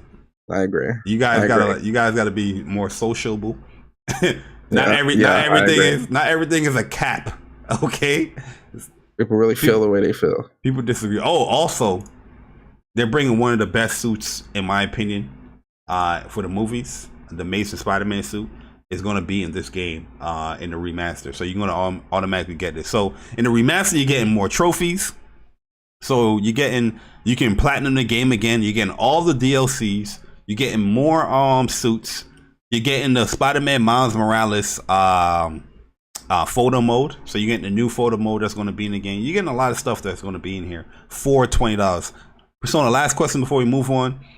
Is this justifiable for $20, the Spider-Man remastered? To me, yes, but I might be capping according to other people. Yeah, also, yes, it's worth the 20 to me. And you have a choice, because if you buy the PS4 version of Miles Morales and you upgrade to PlayStation 5, in the PlayStation 5 version of Miles Morales menu, you'll have an option to buy the Spider-Man remastered edition, right? Yeah. If you buy the PS5 version of Miles Morales, you know, without the you know, just regular Miles Morales for $50, you will see in the Miles Morales menu when you get on your PS5 that there is an option to buy Spider-Man remastered, no cap. So that is your choice. Buy it or don't. Absolutely. So they actually covered all bases. Before we move on, my only thing with Insomniac and going into next gen, I really hope they like learn from like this past year of encounters with the community and with information. You can't say Spider-Man Remastered, give all these things and not show something. You kind of have to make those things have to go hand in hand. Yeah, they got to coincide. They have to coincide moving forward, because look at the backlash.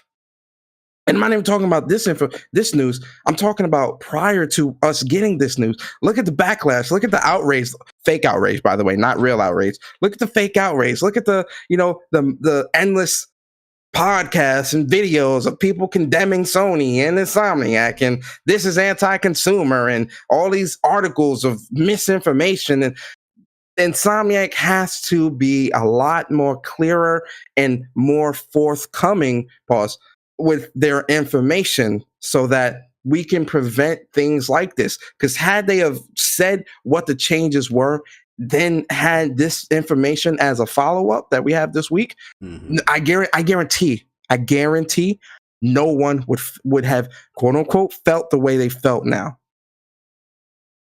Yeah, true. And yeah, like my man Cyber Dragon said, if you have an issue with it, then speak with your wallet. You know, if you don't like it, then don't buy it. But right. I'm pretty sure you guys are going to buy it because everybody want to test out hardware and see how it's going to look with a game that's a great game. Mm-hmm.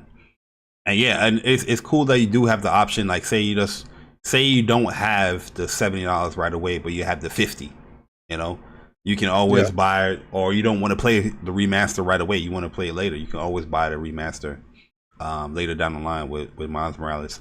I see a lot of people complaining as well as far as they should just have the remaster be sold separately, like in the store or something like that for $20. Not just tied to Miles Morales, because what if somebody don't want to play Miles Morales, but they want to play the remaster? You know, I can see that argument, but then I also can counter that argument with like, okay, why would you want to just play Miles Morales, right?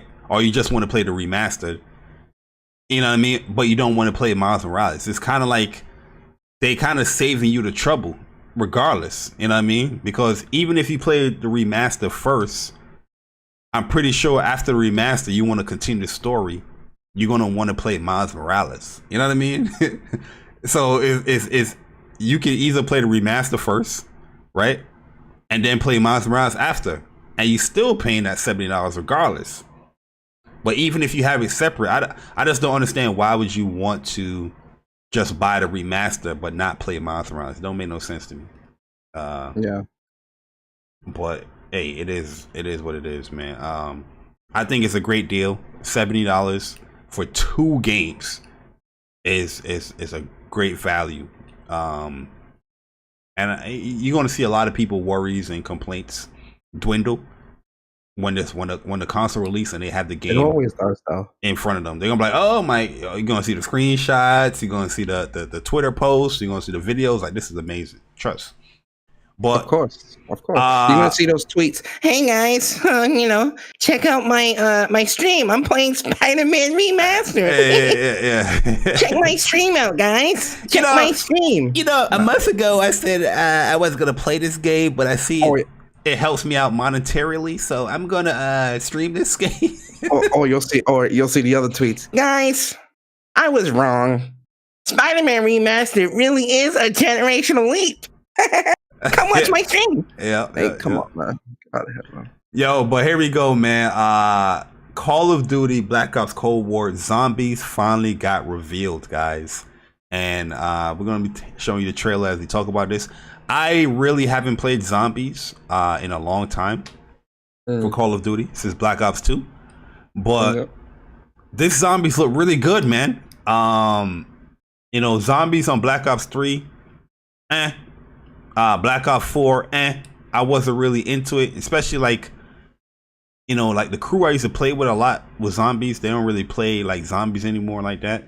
But this giving me that whole Black Ops 1 zombie vibes, man. And certain things got confirmed here as well, like the sentry gun got confirmed, so we can pretty much say that that's a kill streak that's going to be in the game. But look at the lighting and everything. This, man, it looks just creepy, bruh. Yeah, it looks, and I think this was catching up. Look at that down the sight, and look how the environment looks. Yeah, I think I'm definitely gonna try it out, because playing this on PS5 and just the ray tracing and just everything just looking so sharp and so much better. I'm actually gonna give this a go, because I feel like this is gonna be like really, really great. I haven't played Zombies since Black Ops 2. I kind of signed out of Zombies. Because, I don't know, the crew I used to play with, they kind of stopped playing too. But also, I got bored with it. You wasn't into it. They changed it since like Black Ops 1 and 2 though. Like 3 kind of changed it hardcore. Because I used to like doing the Easter eggs and all that to get because I remember in Black Ops 2, the Easter egg from one of them was where you got the power staffs. When you got to the higher levels and you had to go do the doll and all that stuff, and that stuff was fun. And spending Saturday night playing that, doing that was like really fun. But I don't know, like I fell out of love with that.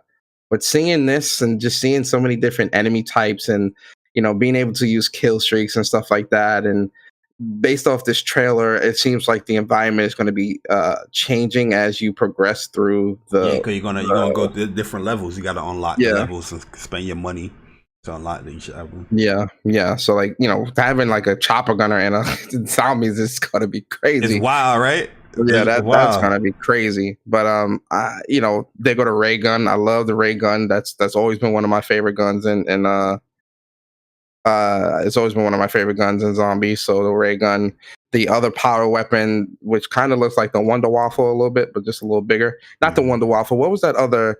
I forgot the other power weapon in one of the zombie levels where it was this big, like air blast type of thing from Black Ops 2, I think it was. It looks cool. But for me personally, Bari, you know the vibes. It goes multiplayer, then that single player, and then we'll think about zombies after. Oh, absolutely. Like I'm gonna give this another try, like zombies. Okay, it looks good. Yeah, I guess it's the setting too, man. That World War, setting, man. World War II or World War One setting. It's capturing me back again a little bit in there, man.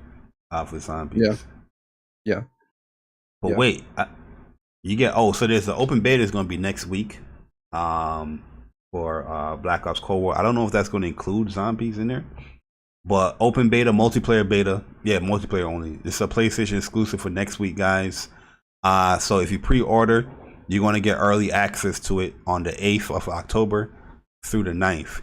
But the open beta is actually going to be October 10th through the 12th.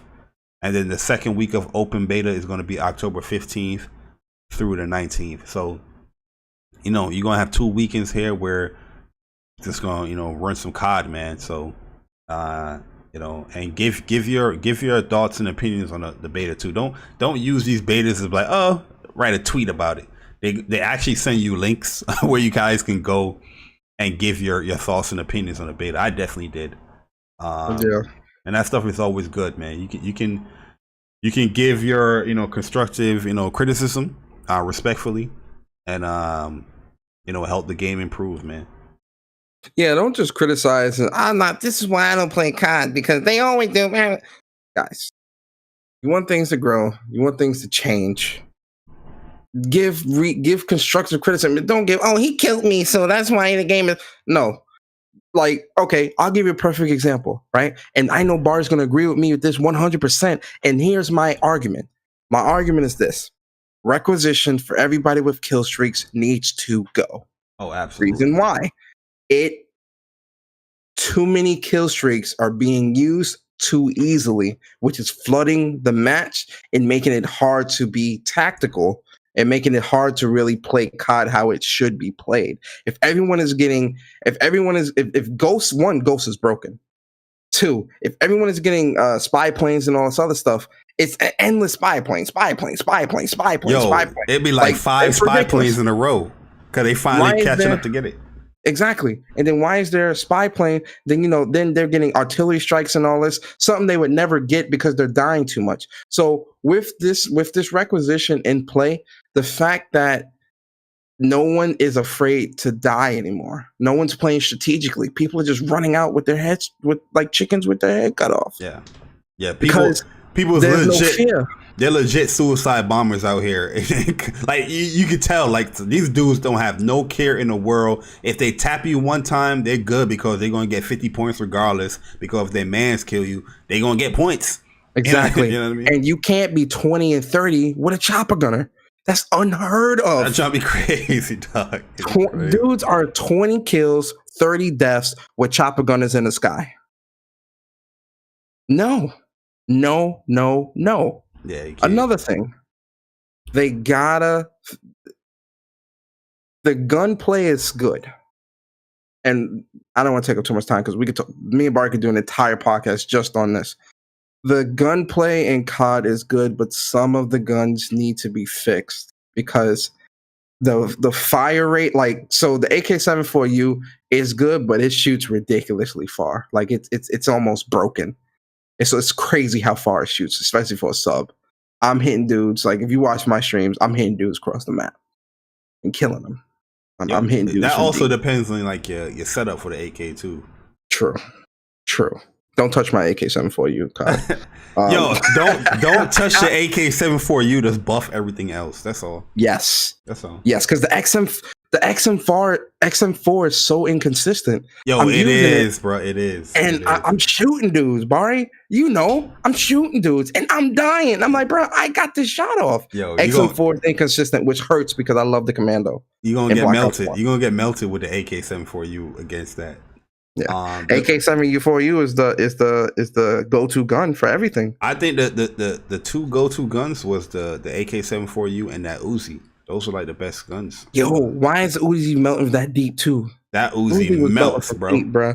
From deep too, and I'm like, bro, am I getting hit with an assault rifle or a sub? What is going on? That jump melts you quick, like quick, yeah, like 2-3 foot. The biggest issue and what's going to break this game, especially if they keep this in the actual launch of the game, is that requisition. It's not good. They have to take that out. They have to. That's one of the biggest issues. I feel like another issue is the perks. Like I feel like some perks just don't work, or some perks needs to be buffed. Like Ghost, it's shocking that I'm even saying this, but Ghost needs a buff. You know what I mean? You gotta. They have the description now. If you're moving, you know the Ghost is active, but that's not the case. It's not the case at all. Because I be moving, whether I'm walking or running, and dudes is just still like, oh, he's right here. Dead. Ninja, Dead Silence needs to be. Dead Silence. Buff that, bruh. Buff that. Ninja needs to be buffed ASAP because they could still hear my footsteps. Still. And I'm running. The thing is, no, it's not even if you're running. If you're walking, they still hit. I understand. Like, I get what they're going for, but there's times where it's like, yo, you're walking, bro, and I can hear my own footsteps. I'm like, why is that, bro? Come on, Treyarch. Y'all better than that, man. Y'all better than that. That bullshit out of here, man.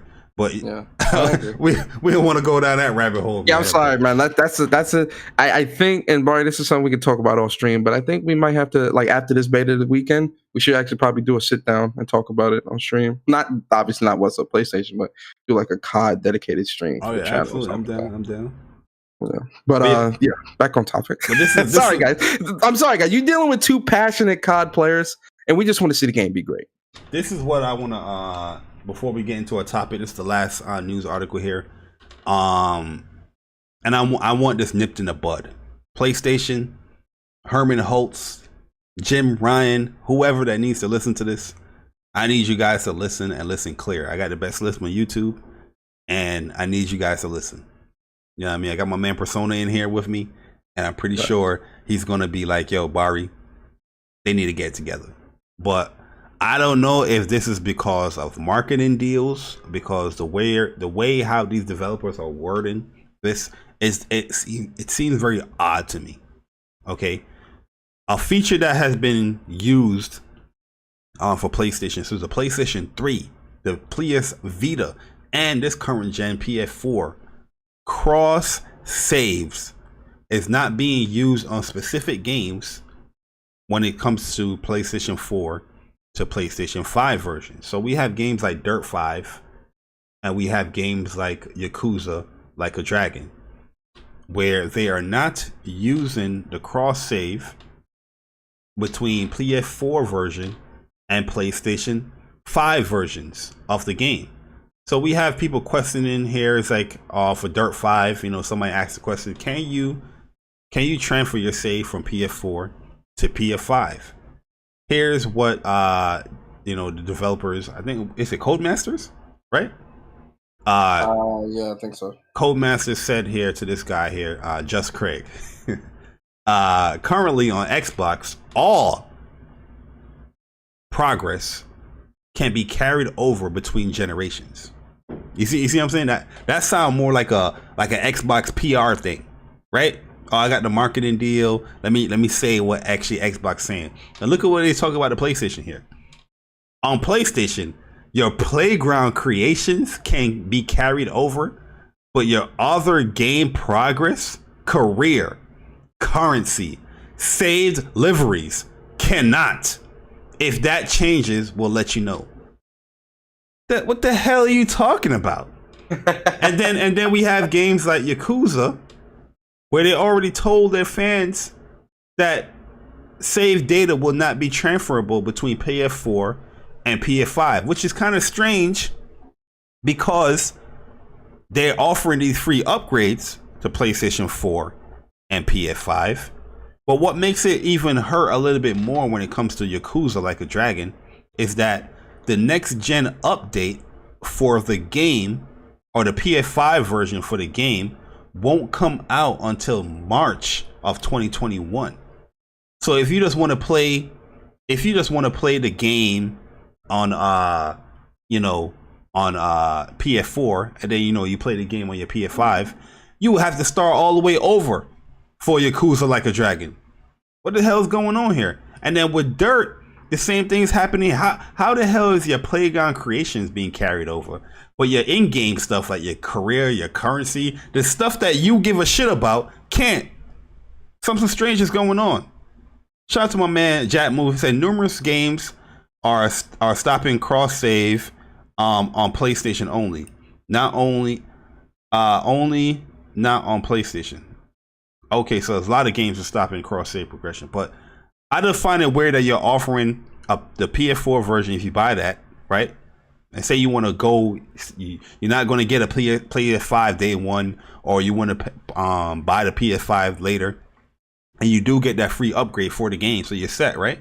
But you playing the game on your PS4 is not going to be transferable on your PS5. It doesn't make any sense. When you have other games that's already doing it, like Spider-Man, Miles Morales, and the Little Big Planets, and what else is cross save? That's coming cross save on there.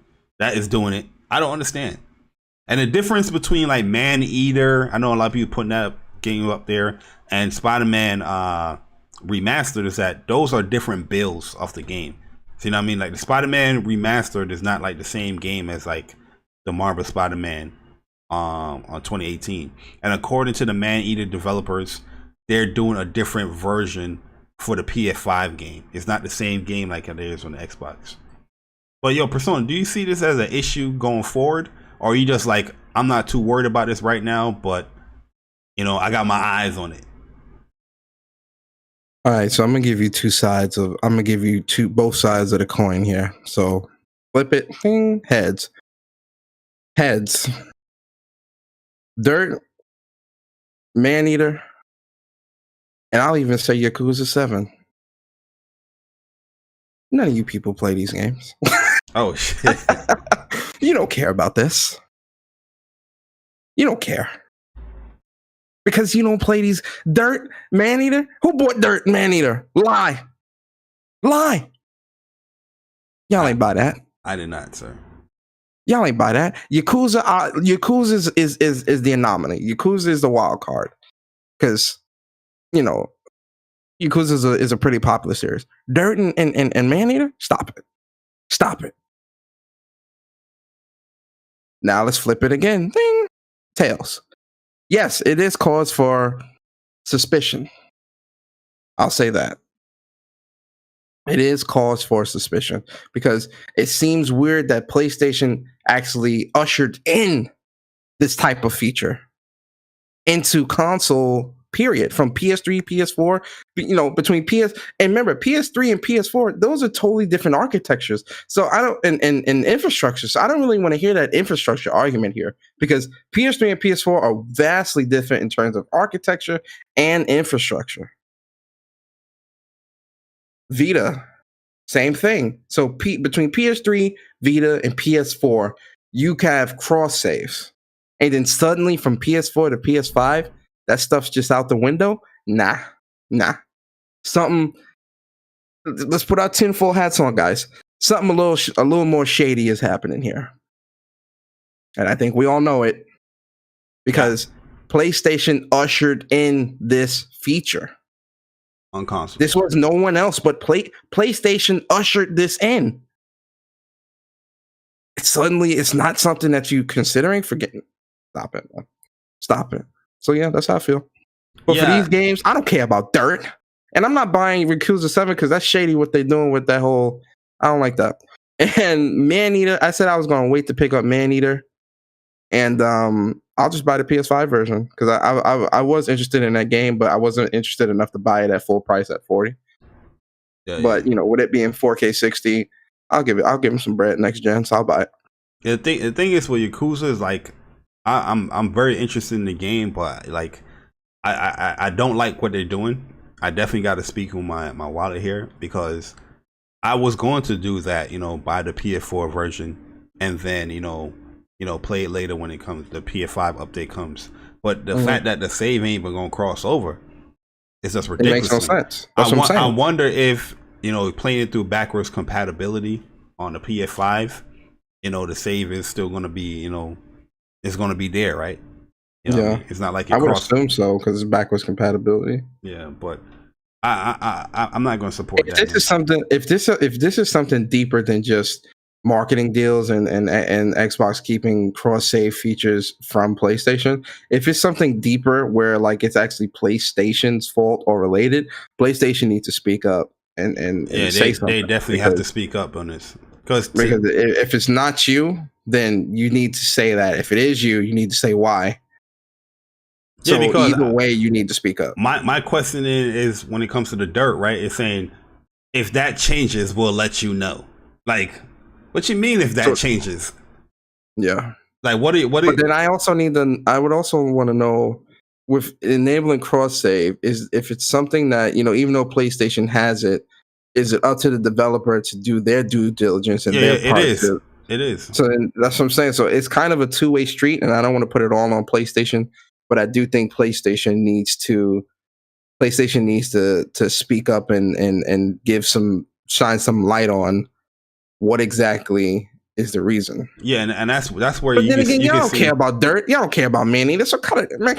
For those that are mad, cut it out. No. My thing is that I don't really care for dirt. I don't really care for man eaters. It's more so like if this going to be happening with a lot more games, I'm looking at the two games like Dirt and Man. I'm not going to get those games anyway, but I'm looking more so like, is this going to happen for other games as well? Because that would be what if it's a game that you are interested in, and I mean that would suck, so that's why I'm saying would love for this to be nipped in the bud. PlayStation respond to this. Microsoft definitely, it just looks like this is what I'm saying here. These are two games that are Microsoft, have the marketing deals for. Obviously, Microsoft, you could tell Microsoft has a marketing deal, and Microsoft definitely wants to push that they have this smart delivery thing here, right? Because my man asked the question. Once again, this is where my concern comes in, and this is where my tinfoil hat gets put on here. My man asked the question, asking about the PlayStation versions of the game. Can you transfer the save from PlayStation 4 to PlayStation 5? These people. Why did you bring up Xbox? Yeah, that seems weird. You see what I'm saying? All right. Let's put the tinfoil hats back on, guys. Hold on. I get where Bari's going, because that does seem kind of weird.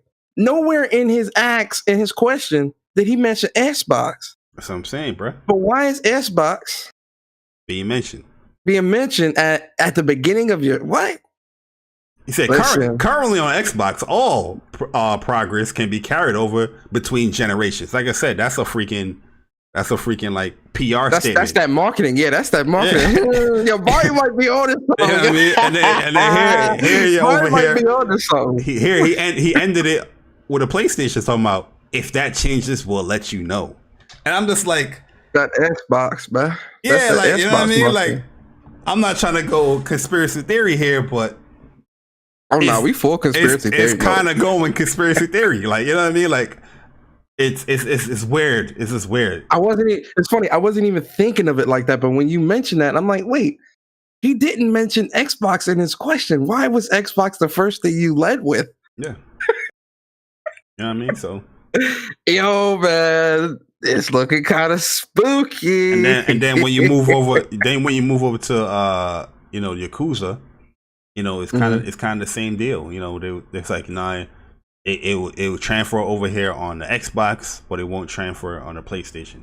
Pretty much said the same. What if that's like look, all right, let's put, guys, we about to go full conspiracy theory here, man. Put them tinfoil hats on, because now Bari, he got the train going. Bari, what if this is like a blink one for yes, two for no help situation? Listen, just hear me. Wait, just hear me out. Wait, what if them saying that is is you having to read between the lines to let you know this is why it may not be there by leading with the Xbox thing. Tinfoil hats is on, guys. The tinfoil hats are on. You get what I'm saying? Because why lead with that? That's what I'm saying. Unless it's a blink 1 for yes or 2 for no if you need help type of situation, where it's like the marketing that we have with the Xbox might be prohibiting us to do such things, right? Listen, guys, it's just tinfoil hats, just a tinfoil hat. That's why I think he said the whole, if that changes, we'll let you know. Is the Dirt developers asking for help? Blink 1 for yes, 2 for no. Yo, but to move along, last little topic here. PlayStation 5 impressions is coming real soon, Persona, man. And we got some notable Japanese YouTubers, influencers, getting hands-on on the PlayStation 5, where you can see a real full-fledged PlayStation 5 next to a Japanese YouTuber. This is a real PlayStation 5 here. Sorry for the low-res picture being shown right next to a Japanese YouTuber. I know the topic is the Japanese YouTubers getting a tryout, but let's talk about how the size comparison a little bit here with a PlayStation 5. This thing is pretty tall. That thing big. Pause. It's pretty tall. That's a big boy. That's a big boy, man. It's a big boy. Well, I'll say it's a tall boy because I think it's nice and sleek and slender.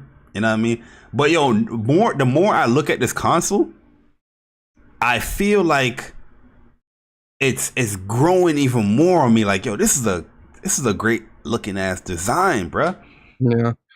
You know what I mean? A part of me, and I think this is just, and I think you might agree too, Bari, with this, but a part of me wish it was the digital version that they showed low key, just so I could see like the sleekness. But the console period looks great, and it looks to be very tall. I think it's going to be pretty tall. I really do think it's going to be a pretty tall console. Just look at it. It looks. It's up there. It's up there. I actually can't wait. The controller look wider as well. For the PS. Doesn't the controller look like the Astro C40, man? Like it looks just like it. I think it's probably like the same size of it. To be honest with you, I'm hoping so because I'm holding my Astro C40 right now. This is a big boy. Yeah, we'll definitely compare a lot of that stuff. You know what's funny? I think we might even get the control, like the accessories, a little bit before the actual console. You think so? I didn't lock down the tweet, but I saw a tweet where it said like this item is being delivered like October like 27th or something to your house, and it was like a camera, the DualSense.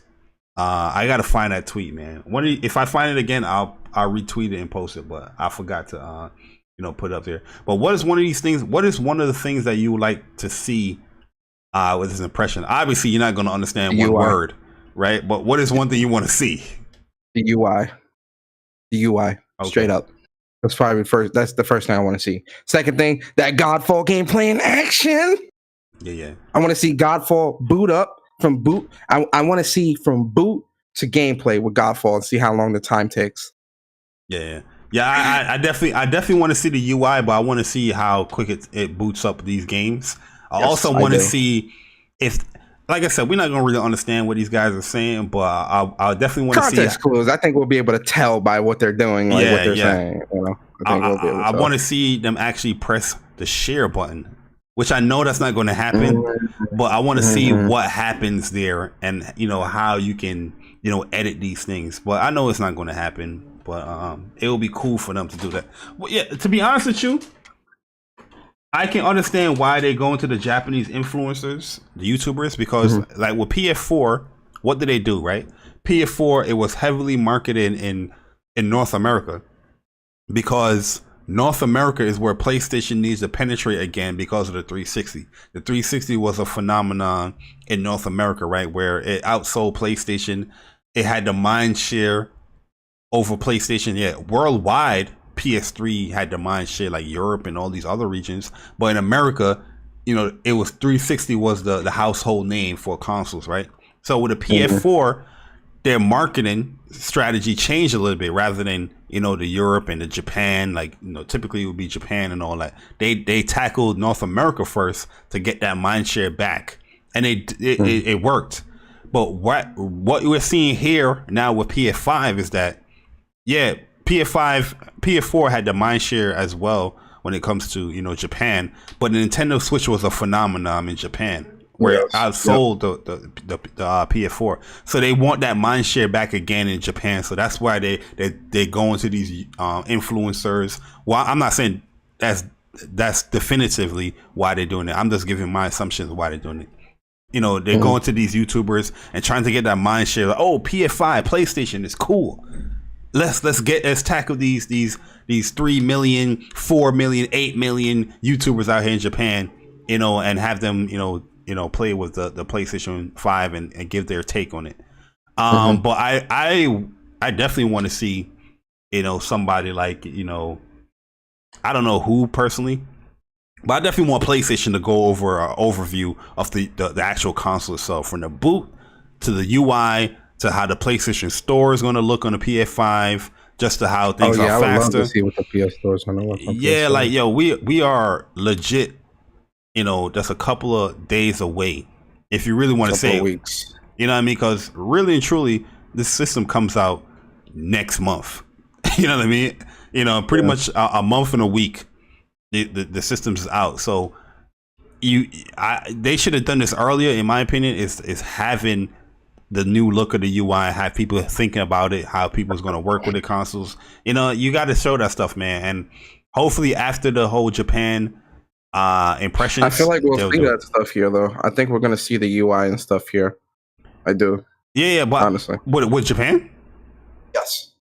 You think so, or are they just going to show the games? No, I think they're going to show the UI and stuff like that too. I think they're going to show like the boot up and all that. I think we'll see that stuff. I do. Honestly. I think we'll do. I will hope so, to be honest with you. I will hope so. But I just want to see a nice, concise overview from PlayStation up in the blog or on Twitter. A nice 4 to 8 minute video showing off PlayStation 5 and its capabilities and some of the features. I don't think that's an issue. The console come out next month. Let's get to it. That's the one thing, really and truly, that they have left to really do. You know what I mean? They showed you the games running on PlayStation 5. You actually seen a console right here. You know what I mean? Or the PlayStation 5, and you're gonna see that with Japanese dudes. Now you just gotta, show off what the capabilities of the console is as far as the UI and some of the features, unique features. Yeah. And they're set, man. But it is what it is, man. I'm hyped. I mean, tomorrow's gonna be a great day because it goes live for us at 5 a.m. tomorrow. Yeah. I got the timing wrong because I was going. What did it go by? BST, right? I think so, yeah. But I had it for their AM instead of their PM. So if it was AM, for PM instead of AM. Yeah. So I had it calculated for today at 5 p.m. But no, it's really tomorrow at 5 a.m. 5 a.m. in the morning. So you guys might see a podcast from me tomorrow. We see. Konnichiwa. Yeah, but no, yeah. You go ahead, Persona streaming. Yeah. Oh yeah. I'm like, damn, I forgot the Japanese word I was just about to say. Damn it. But yeah, the PS5 looks great. I'm excited. There was some pictures floating around of like the top popped off. So it seems like the plate might be, you might be able to just pull that off and just, make changes and stuff like that, which I think is really great because that also leaves that secondary market to make some real dope customizable PlayStation plates. Yo, Persona, I lied, bro. I lied, Persona. We do have one more thing before we go into the topics. Because we got 2 nice little questions for you guys. Hopefully you guys can participate in the topic as well. As you listen to us, but I lied. Since you mentioned that, I was like, oh yeah, there's another article. There was a plate that image that's going around, and there's like a little fan thing going around as well. But also, there's another image going around, Persona, when it comes to the storage of the PS5. So according to this screenshot here, I don't know if this is real or not, guys. Take this with a grain of salt. This is not anything that's confirmed. But here, they're stating here that the final storage for the PS5 is going to be 664 gigabytes, meaning there's going to be 100 and something gigs for the OS and like, the Astrobot pre-installed and all that stuff, right? The chat saying it's not real. The chat saying, when I saw it, I didn't think it was real as well, but it's just something to bring up and talk about, just in case. But what's your thoughts on this, man? Do you think that the OS is going to be that big? What you said? I was looking at the stream, and when you streamed out, I see the leggings. I'm like, oh. You seen the what? What you see? The leggings ad. Scroll down the pink leggings. Scroll down. Scroll down. Oh, yeah, okay, I see it. When you scroll down at first, all I see was ass. I was like, oh. I was like, the leggings. I didn't even see it. I didn't see it. But I'm sorry. I mean, 650 gigs. That's. I think for both of these consoles, they should have just been a gig, straight up. Like it should have been. They should have overcompensated and then let the game stuff size would have just been a gig. You feel me? 600 and especially Bari with the game. It's funny too because the amount of games that I bought, they all won't be able to fit on that. So some stuff is going to have to get deleted and, re-downloaded or whatever. I'm hoping we'll be able to buy the external storage at launch as well. Yeah, because I'm going to need 2 terabytes. At least 2 terabytes I need. Because so I'm not with BG on this one, even though BG does make sense here. Broken Games HD, he does make sense. Like if you're done with a game and you completely finish it, just delete it. But I'm the type of person that I like convenience. So if I do want to go back to the game, I might not go back to the game right away. But if I do want to go back to it, I have it there and it's ready and it's capable. You know what I mean? But honestly, it does make sense to us. Like, if you're not going to play this game again, just delete it.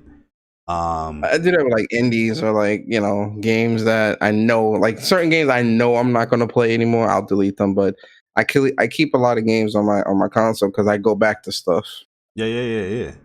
Or like DLC or whatever. You get what I mean? Yep.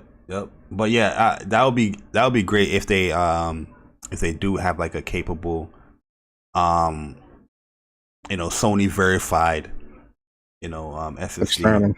Yeah, because I'll buy it. Like I have no issues buying that. I just need like if it's I'm hoping it's 2. Like they have like different ones, like 1 terabyte, 2 terabyte, 3, 4, and obviously the higher in terabytes we're talking like maybe $400 for like a 3 terabyte. But to me, a 4 terabyte NVMe for $400, that's worth it to me just because.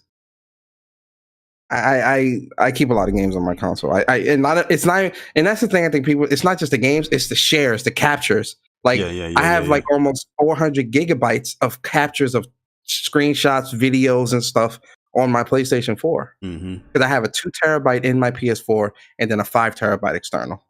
Yep. Like for me on my PlayStation 4 currently right now, I have a 2 terabyte internal in my PlayStation, and I have a 4 terabyte external. I have no games on my internal, but it's all like capture and all apps and all that stuff. Captures and themes and stuff like that. So I got mad memory on my internal storage, but my external, is almost filled up to 4 terabytes. Oh yeah, my shit's. I had to delete a lot of stuff because like I couldn't download no new games. Yeah, like that's how much like my joint was getting eaten up at.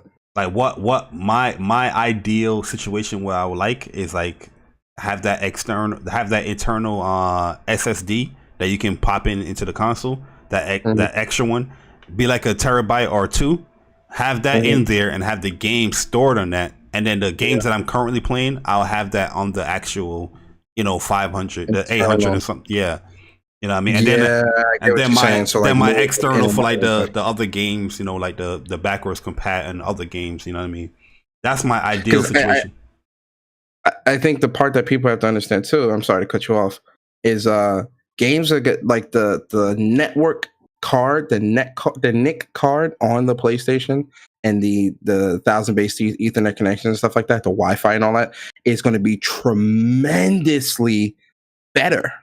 And the download of games is actually going to be a lot faster and better because now on PlayStation 4, the way a game works is it gets downloaded and then it has to get copied onto the hard drive. That's why downloads take so long.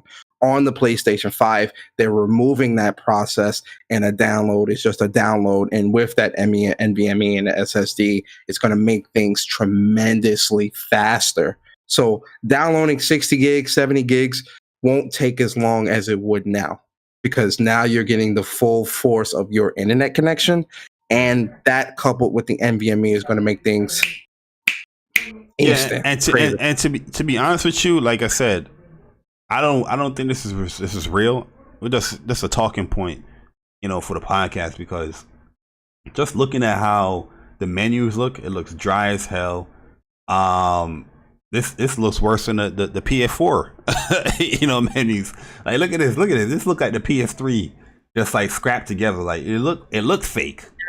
Yeah, it looks sloppy. It don't look real. No. Yeah, so I don't really believe it to be honest with you, but it's just a good talking point. Just in case, you know what I mean. Yep. But if it was true, and the memory is going to be 600 and something gigs. It's good enough to run some of your games on there or to have some of your games saved on there, but for people like me, Persona, and I guess the other people that's in the chat like that, who wants to have their games accessible all the time. I buy games, man. Straight up, I buy games and I want my joints accessible instantly. Plus, you can move your PS4 external to your PS5 and still boot games off of that external for PS4 games, if I'm not mistaken, right, Bari? Right? Yeah. You can keep the PS. So there you go. So you can keep all your PS4 games there and still have a Listen, I'm good. Yeah, I'm gonna still have my 4 terabyte with my PS4 games, and then hopefully can get. Yeah, hopefully get the PS5 and stuff like that. So that'll definitely be a good thing, but we don't know. We don't know what the hard drive space is going to be.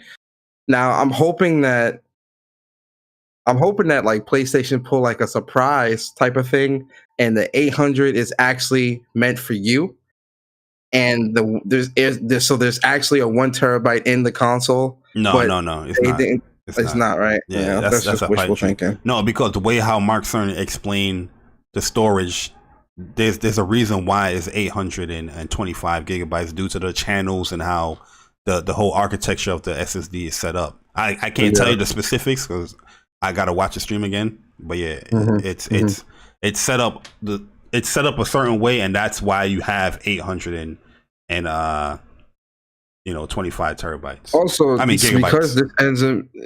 Because this SSD is much faster. Like it's the fastest one out. Like out right now. So you're gonna get some performance out that thing.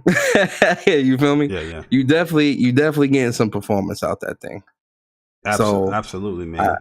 I'm excited. I can't wait to get the PS5 in my hands, man. But yeah, like my ideal setting is have a capable SSD ready that Sony approved. I have a 1 terabyte or 2 terabyte. That would be 2 terabyte. I wouldn't mind buying it from Sony too. Like if it's an actual Sony type of thing, I'm with it. Oh, you think they're gonna eat? What if they do have that? Yo, the internet is gonna melt, bro. It's like, oh, the PlayStation got backlash. The backlash gonna be there, but I feel like Sony, they might not have it out the gate, but I can see Sony doing it how they did the Vita and have like their own actual NVMe created SSD additional storage. If they do, Sony gonna get some bread from me, man. Especially if they got like 1 terabyte, 2 terabyte, 3, 4, 5. I'll fuck around and buy a 5 terabyte for $500, man. Yeah, you wallet.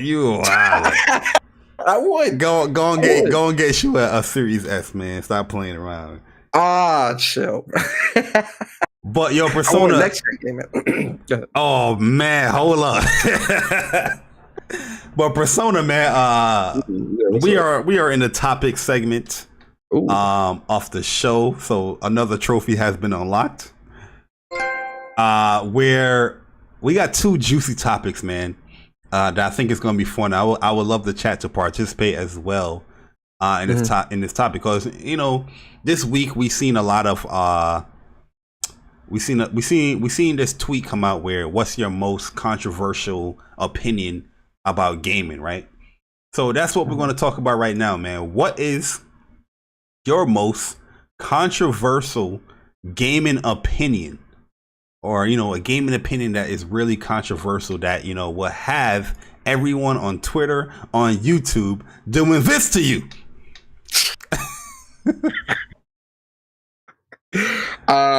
Man, this is a great topic and a great question.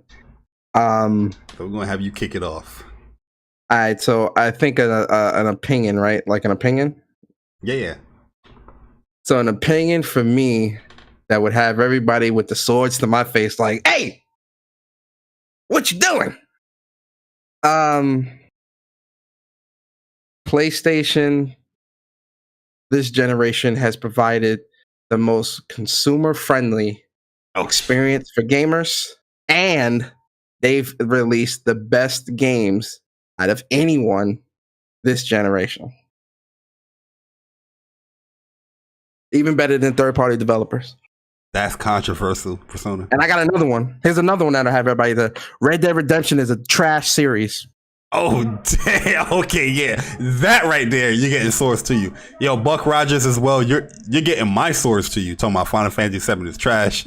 Yo, Sick Human said nobody wants an Xbox. That would definitely have you with the swords on there. Boy, I need yours, bro. What's yours, man? I'm gonna start off light. Okay.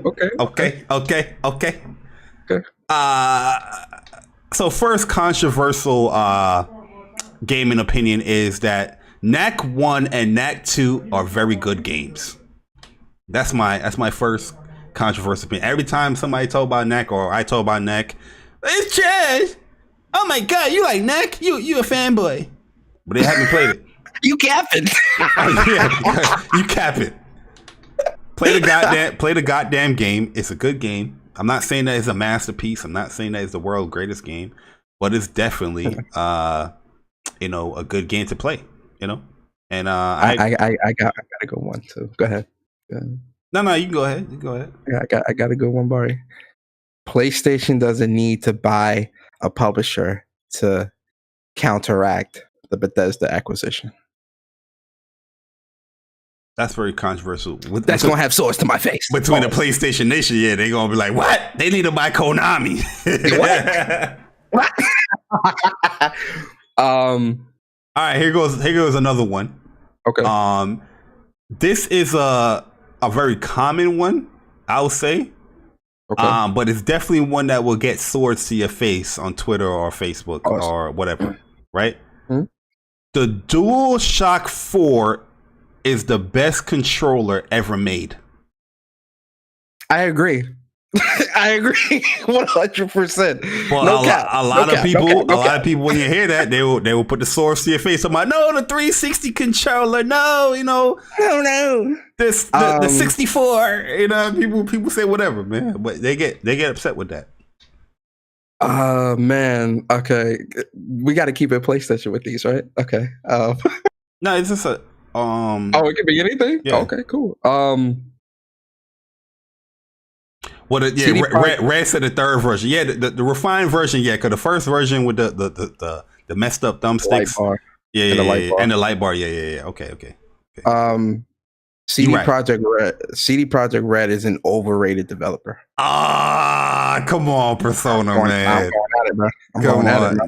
I'm keeping it like overrated. You getting swords and boots to your face, man. Yeah, I'm getting kicked in the shin. Oh man, that's real, man. Sheesh. That's a rough one right there. Okay, I got one. Okay. I got one. Ghost of Tsushima is a better game than The Last of Us Part 2. All right, bye. You know what? I'm coming out there. We fighting, bro. We gotta fight, man, because you can't be disrespecting TLOU2 right there, man. You cannot be disrespecting like that, bro. You gotta stop.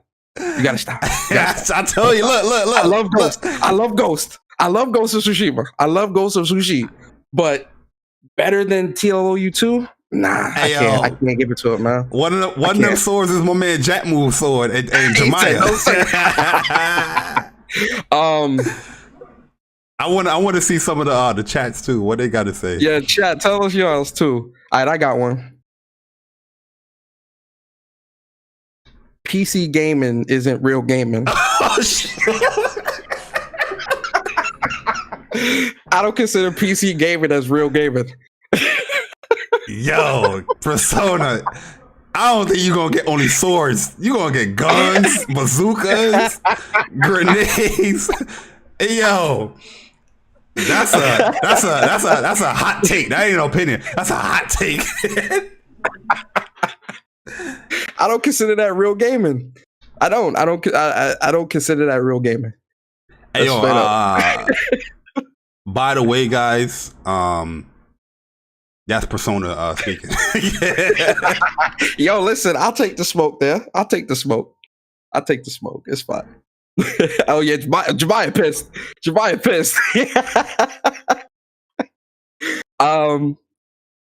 Let's see. Oh, I got one. This one hurts me myself because the margin isn't that different. Okay.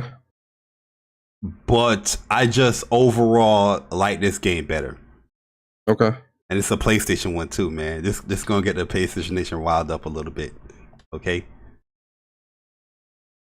God of War 2018 isn't better than Horizon Zero Dawn. That's actually a hard one because they both are amazing games. Ah man. Yeah, that's gonna get some swords thrown at you, bro.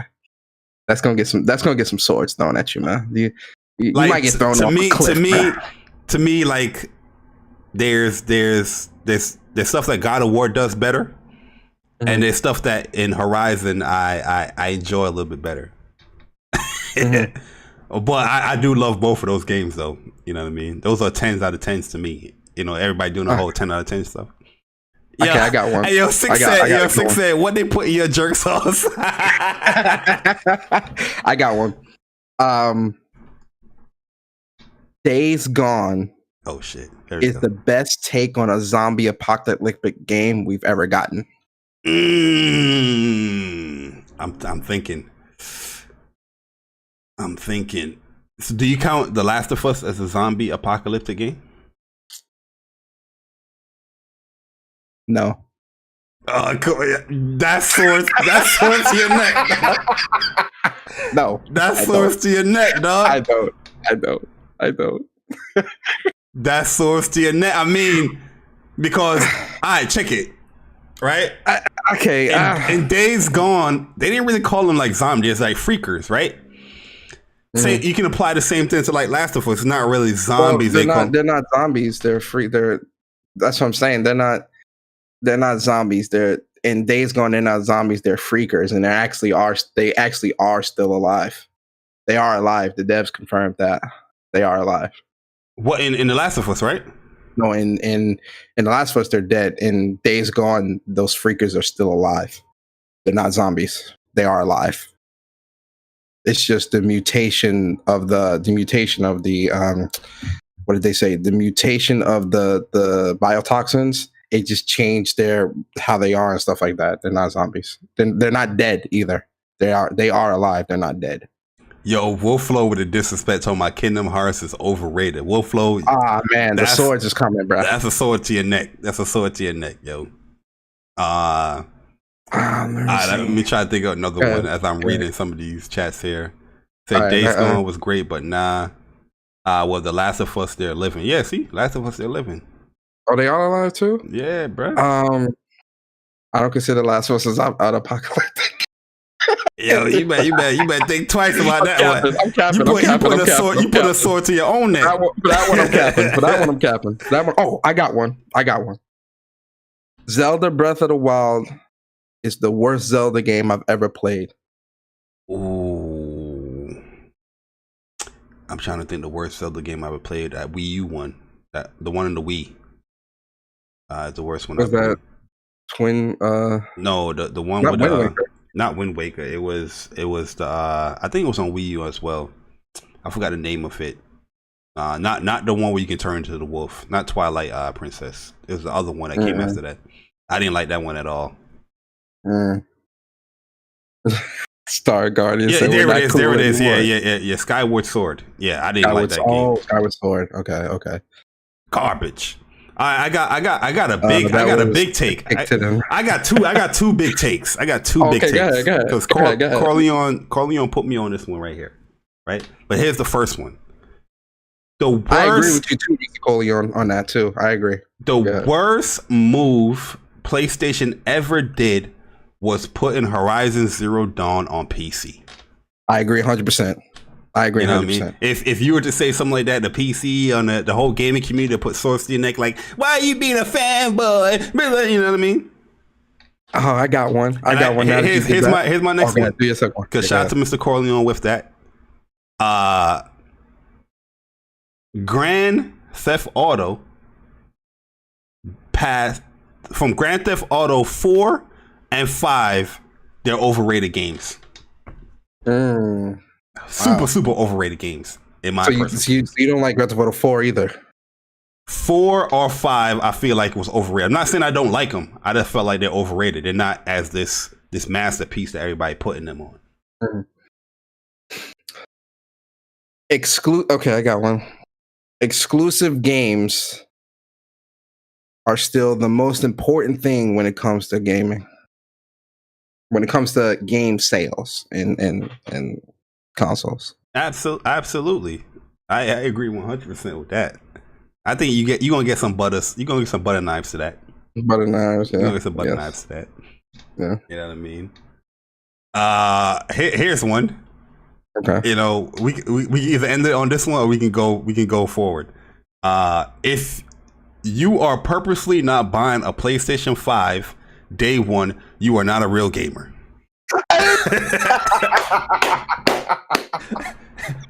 Huh?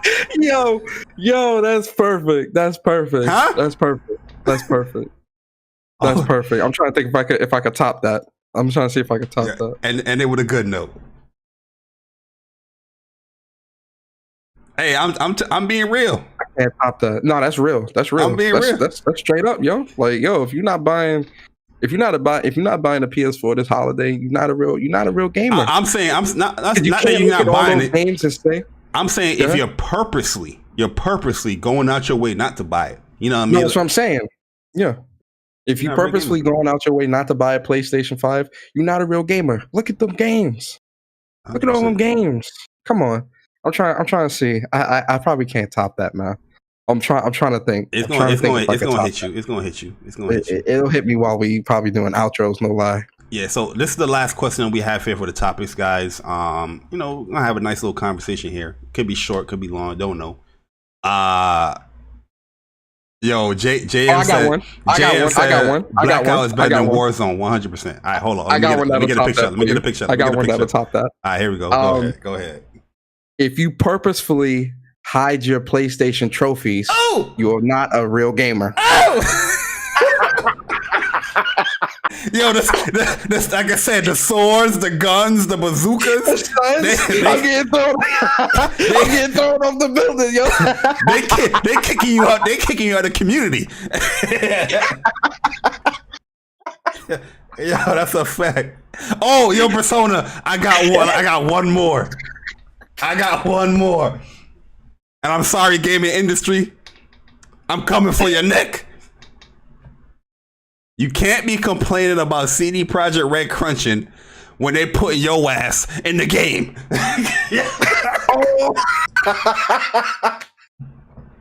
Oh yeah, that's a good one. All right, we done.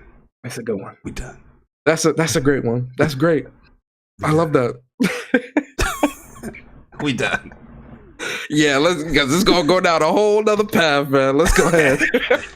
You know what I mean? Everybody want to be putting their games and all that stuff. It's like, but crunching is bad for the industry. Sit your ass down somewhere. Sit your ass on that gaming chair. Thanks. But last question.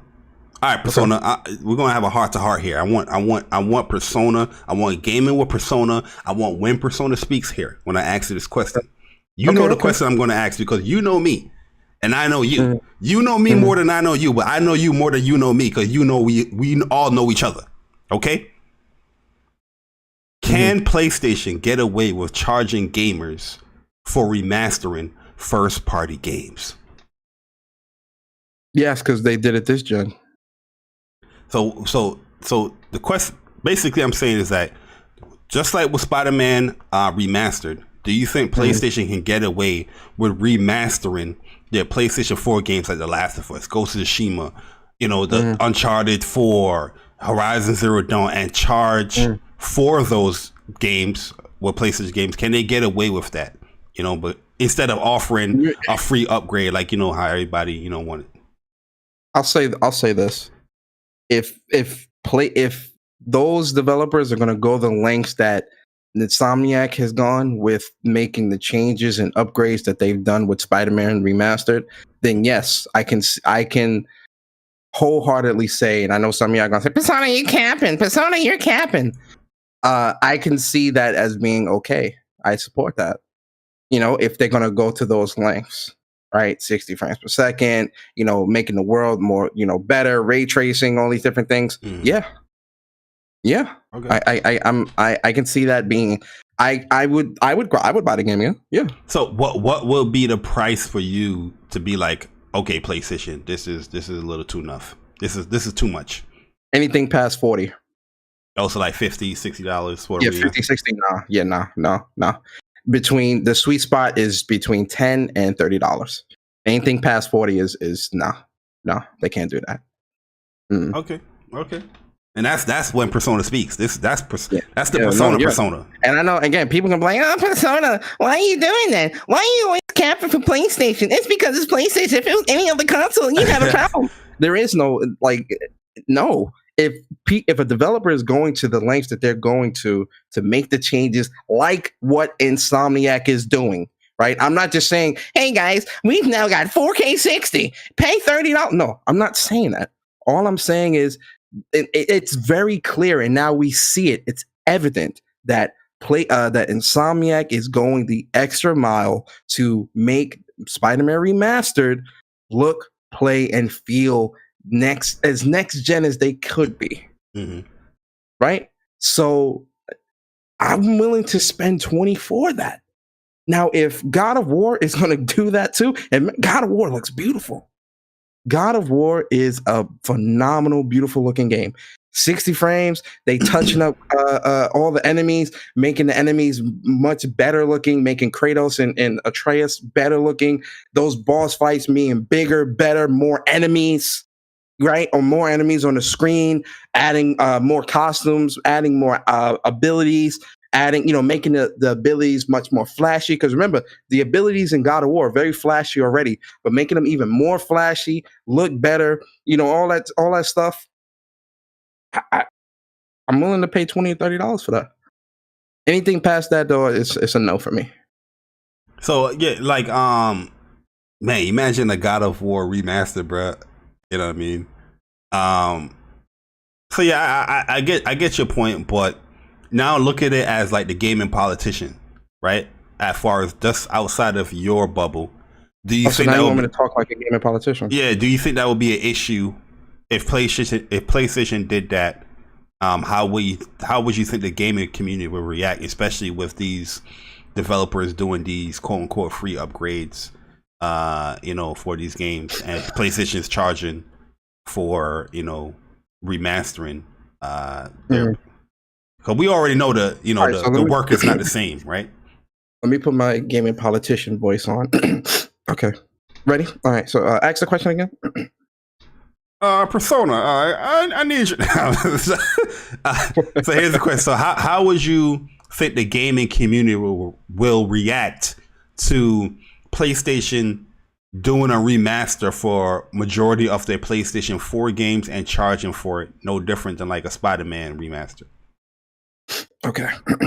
Well, guys, so I'm Persona, and as you can see, I have a PlayStation chair, so PlayStation loves me, right? So this is what I'm trying to say, right? As a community, actually, no, it's not a PlayStation chair. I keep forgetting. That's a Cyberpunk chair that I'm sitting in.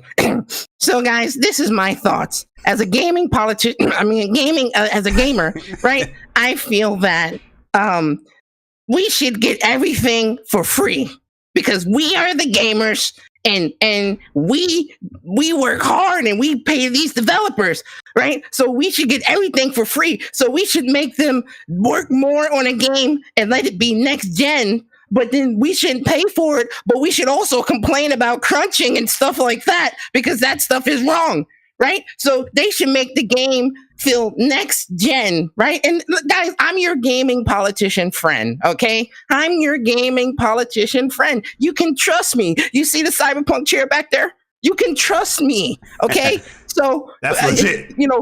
I want them to make the game look next gen, but I don't want to pay anything for it, even though I don't want them to crunch. You understand? So they shouldn't be compensated for, making this game feel next gen, but they should also give it to us for free. Again, guys, the Cyberpunk chair, you can trust me, okay? Trust me, Cyberpunk chair. So this is why I think it's not fair for the consumer to the consumer shouldn't feel this way, okay? Guys, listen, I care about you guys. Okay, you're gonna make me cry. Oh my god. I care about you guys so much, okay? Look, I do YouTube for you, okay? I'm trying to speak to these developers and these people in the industry for you, okay? You have to trust me, okay, guys? This is how things need to be, okay? Oh, you want to see my trophies? No, you can't see my trophy because I'm too busy talking to developers for you. I don't have time to play games, okay? But I am a gaming politician with a Cyberpunk chair, and I just feel that this stuff is just not right, okay? Us as gamers, we have to stop. We have to stop letting these developers get over on us, guys. We can't keep doing this, okay? Developers can't keep charging us for games when we have to fucking pay for the game. Bendito. Yo, I'm sorry, guys. The only reason why I'm crying is because I really want you guys to understand that I am a gaming politician here for you. Okay, guys? I am here for you. Okay? I want you guys to understand that I want the developers to do right by you as a gaming politician, okay? No, you cannot see my trophy. Stop asking. Yo, you guys can follow the Gaming Politician on Patreon, where you can get cool exclusive Discord links. You can get access to the Gaming Politician's gamer tag and PSN through the Patreon. And yeah, definitely go follow. What is it? Gaming Politician at patreon.com? Oh, yeah. Yeah. So if you guys want to support me, if you guys want to get in my Discord, you can pay $5 and you can get in the Discord. You guys want to play with me? It's going to be $25 on the Discord. Guys, I don't see any super chats. What's going on? I am the gaming politician here. I'm doing this for you. I'm doing this for you.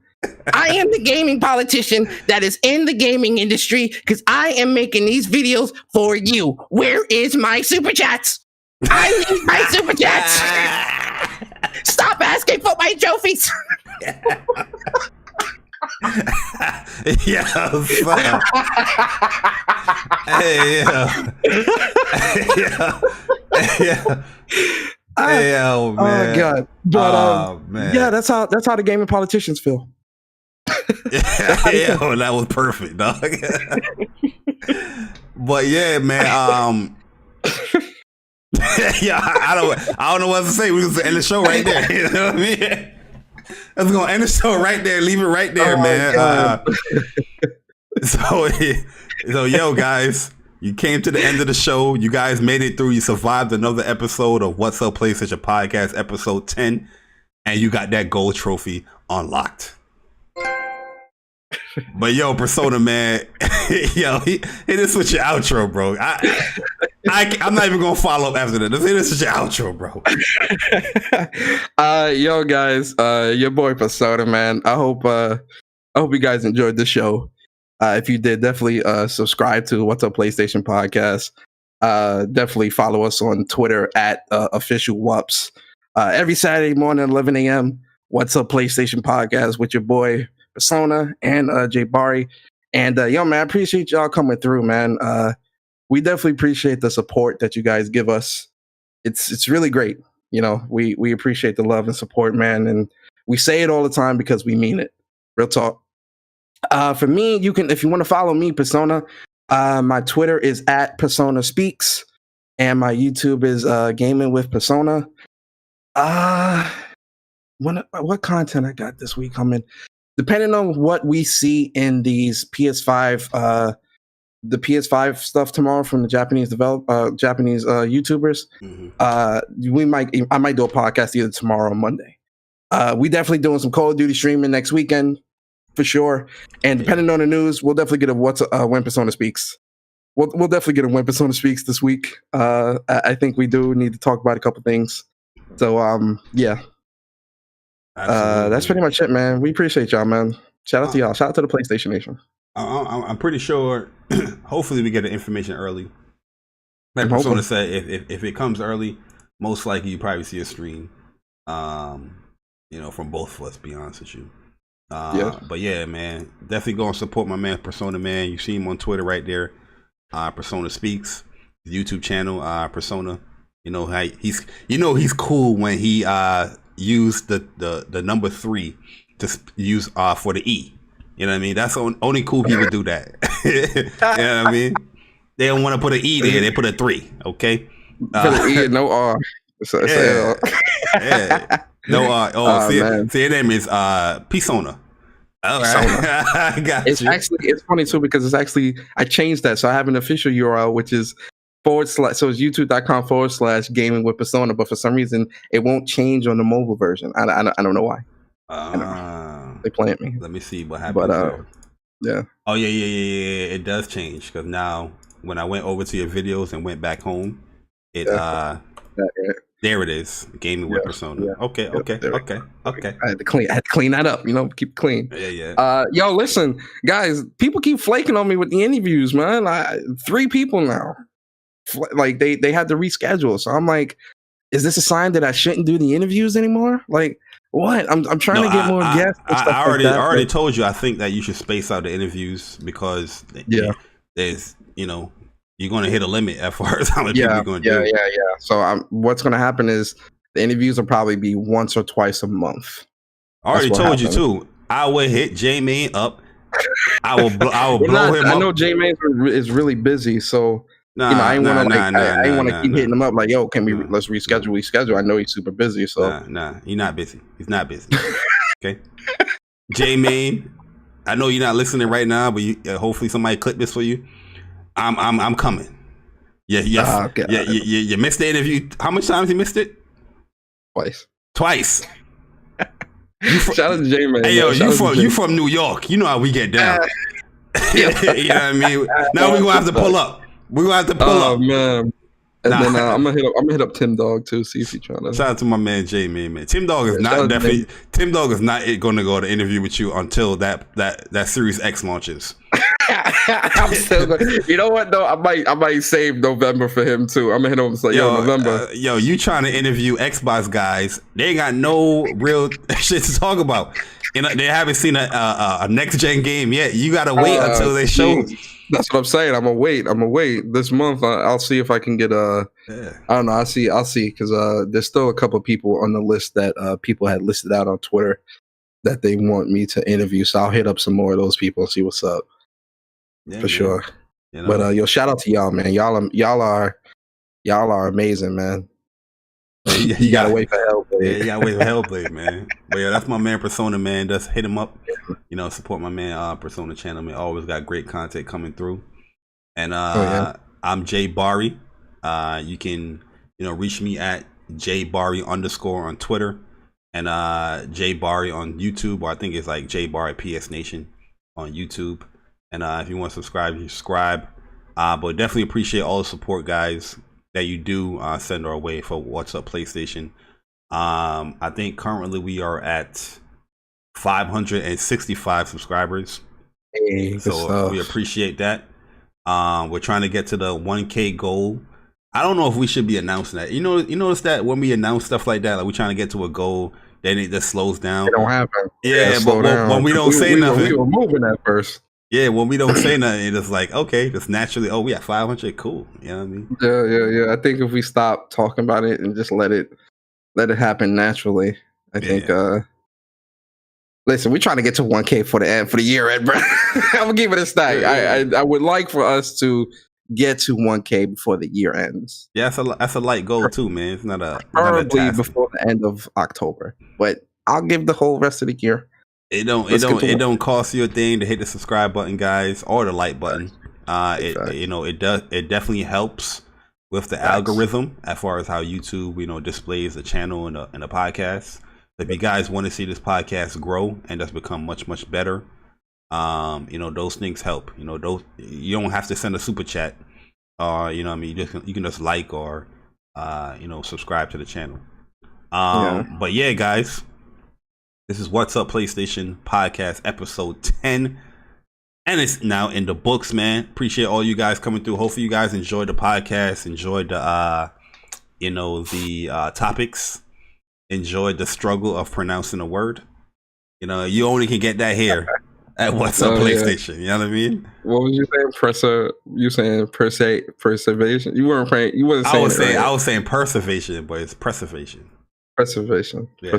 Yes, preservation. But yeah, guys, we'll holler at you guys. See you guys same place, same time next week. It's going to be a good one, man, because we got the PlayStation 5 impressions, and hopefully do more within the week. But yeah, catch you guys later. We gone. Here's another free trophy since PlayStation love giving away these things out. Deuces.